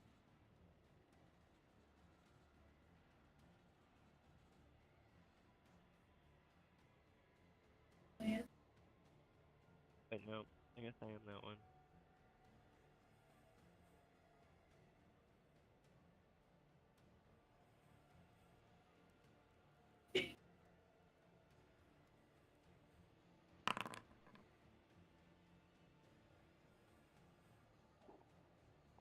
Nice.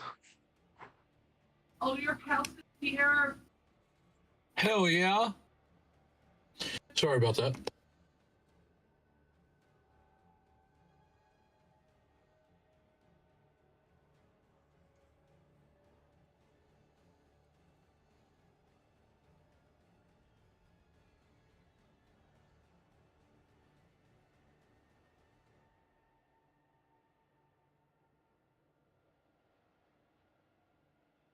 At least I hit him.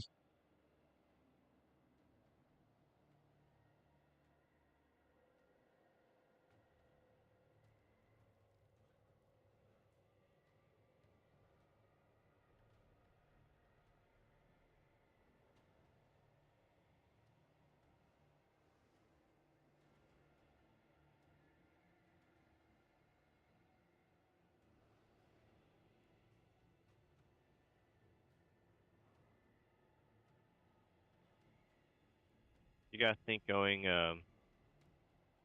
with Huh? combat is gonna work out?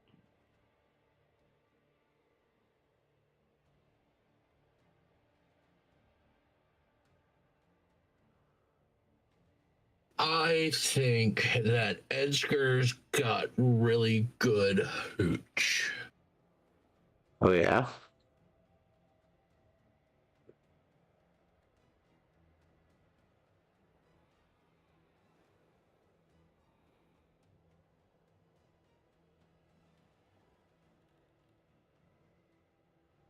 Ooh. That's a lot of damage. They ran up a cold cock and motherfucker with a wrench. Yeah. Yeah, man, you slap.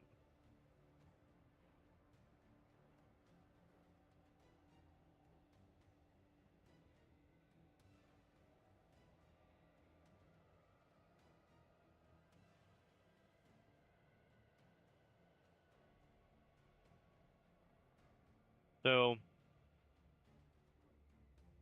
hard success. Hello. No. I got a hard success, and then I rolled for damage. I see that. Damn. Yep. He's dead. Yeah, Ulysses basically just runs up and cold cocks the motherfucker right in the skull. Yeah, there's this cracking sound of bone, a spray of crimson, and he crumples to a heap. Damn. I don't think he has any other turns. So just a move and an attack, or move and an action, right? Yeah. Yep. Okay. Bobby, you want to try again with that knife?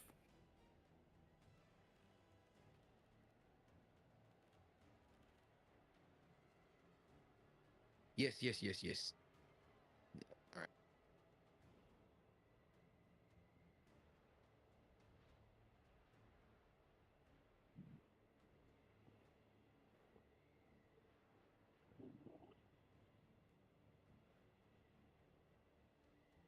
Do I click on fighting brawl? Yes. Oh, I failed. I can't swing a knife apparently.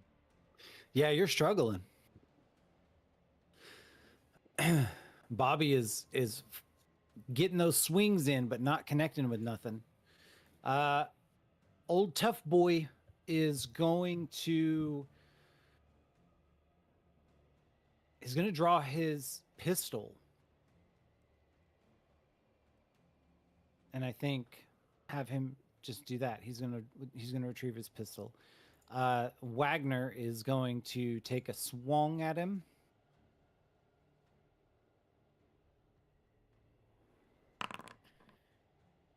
Oh, that's a miss on his part.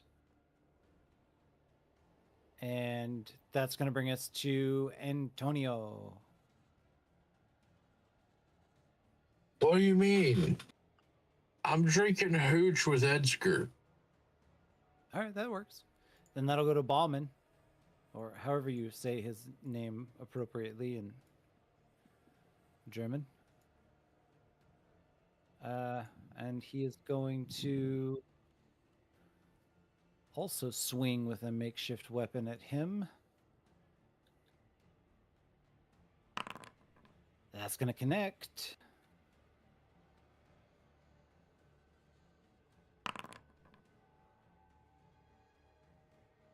Oof, almost.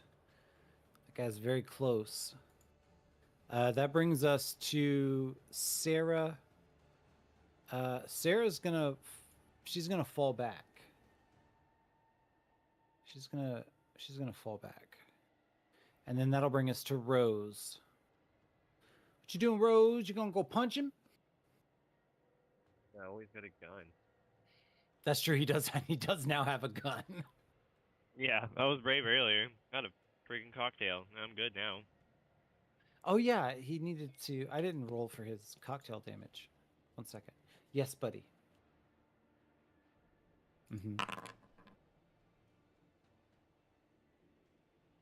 Okay, he's not burning, but he is still going to take that 1d3 initially.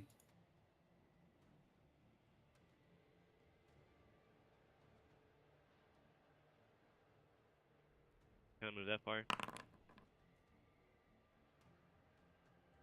Yes. 3 miles. Oh, don't worry about that.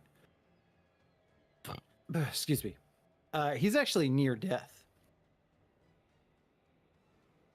He's not looking real good.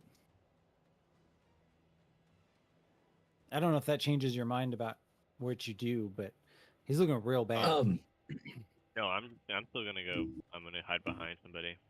I throw the flask Since me and Edgar's finished drinking, I throw the flask at him.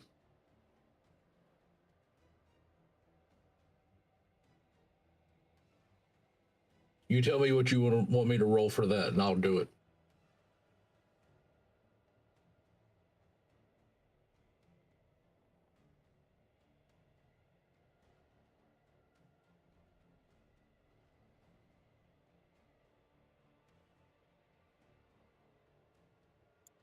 I'm sorry. I was having to speak. If you will click on that one for me. I sure will. Oh. And I can't pay luck or push that, can I?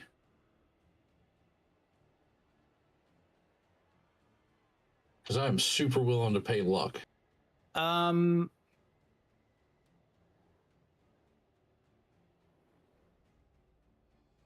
Would you need?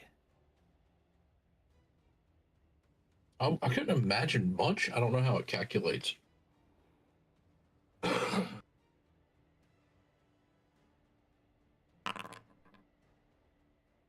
Interesting.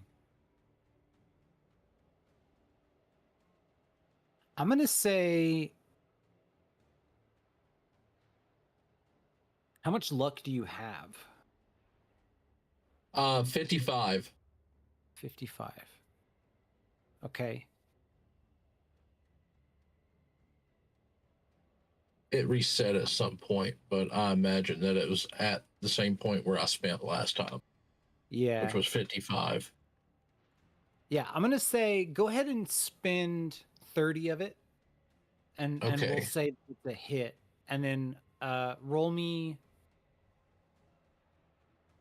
Leave me with 25. Here, I'll do. What you want me to roll?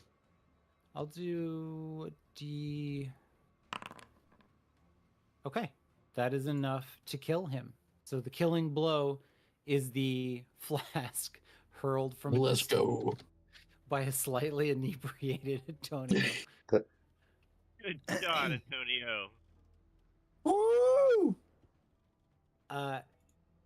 With the death of the second guard, the two Germans tell you that they're going to go check the boathouse for their friend because that's where they think he's going. And they take off, leaving the rest of you standing outside of the hotel with the now burning corpses of the guards that were here. But that's where we're going to end it. I apologize that we didn't get all the way through it. I think I may have misjudged how long of a module it was. It said it was a short one-shot, but sometimes people consider one-shots to be multi-session things. So, but thank you guys for playing. I hope you had fun. Oh, yeah. I would love to finish this at some time or do some more one-shots in the future if people want to join me for those. You've always got to You know how to get in touch with me. Hell yeah, and I usually announce them whenever I'm starting to put them together. Oh, yeah. But thank you guys for playing. I'm going to go tend to my children who are both still awake. So you have a wonderful night if I don't get back while you're still here. And if you are still here when I get back, sweet, because I'll probably be up for a little while. Nice. Good afternoon, Well, thanks. good evening, and good night.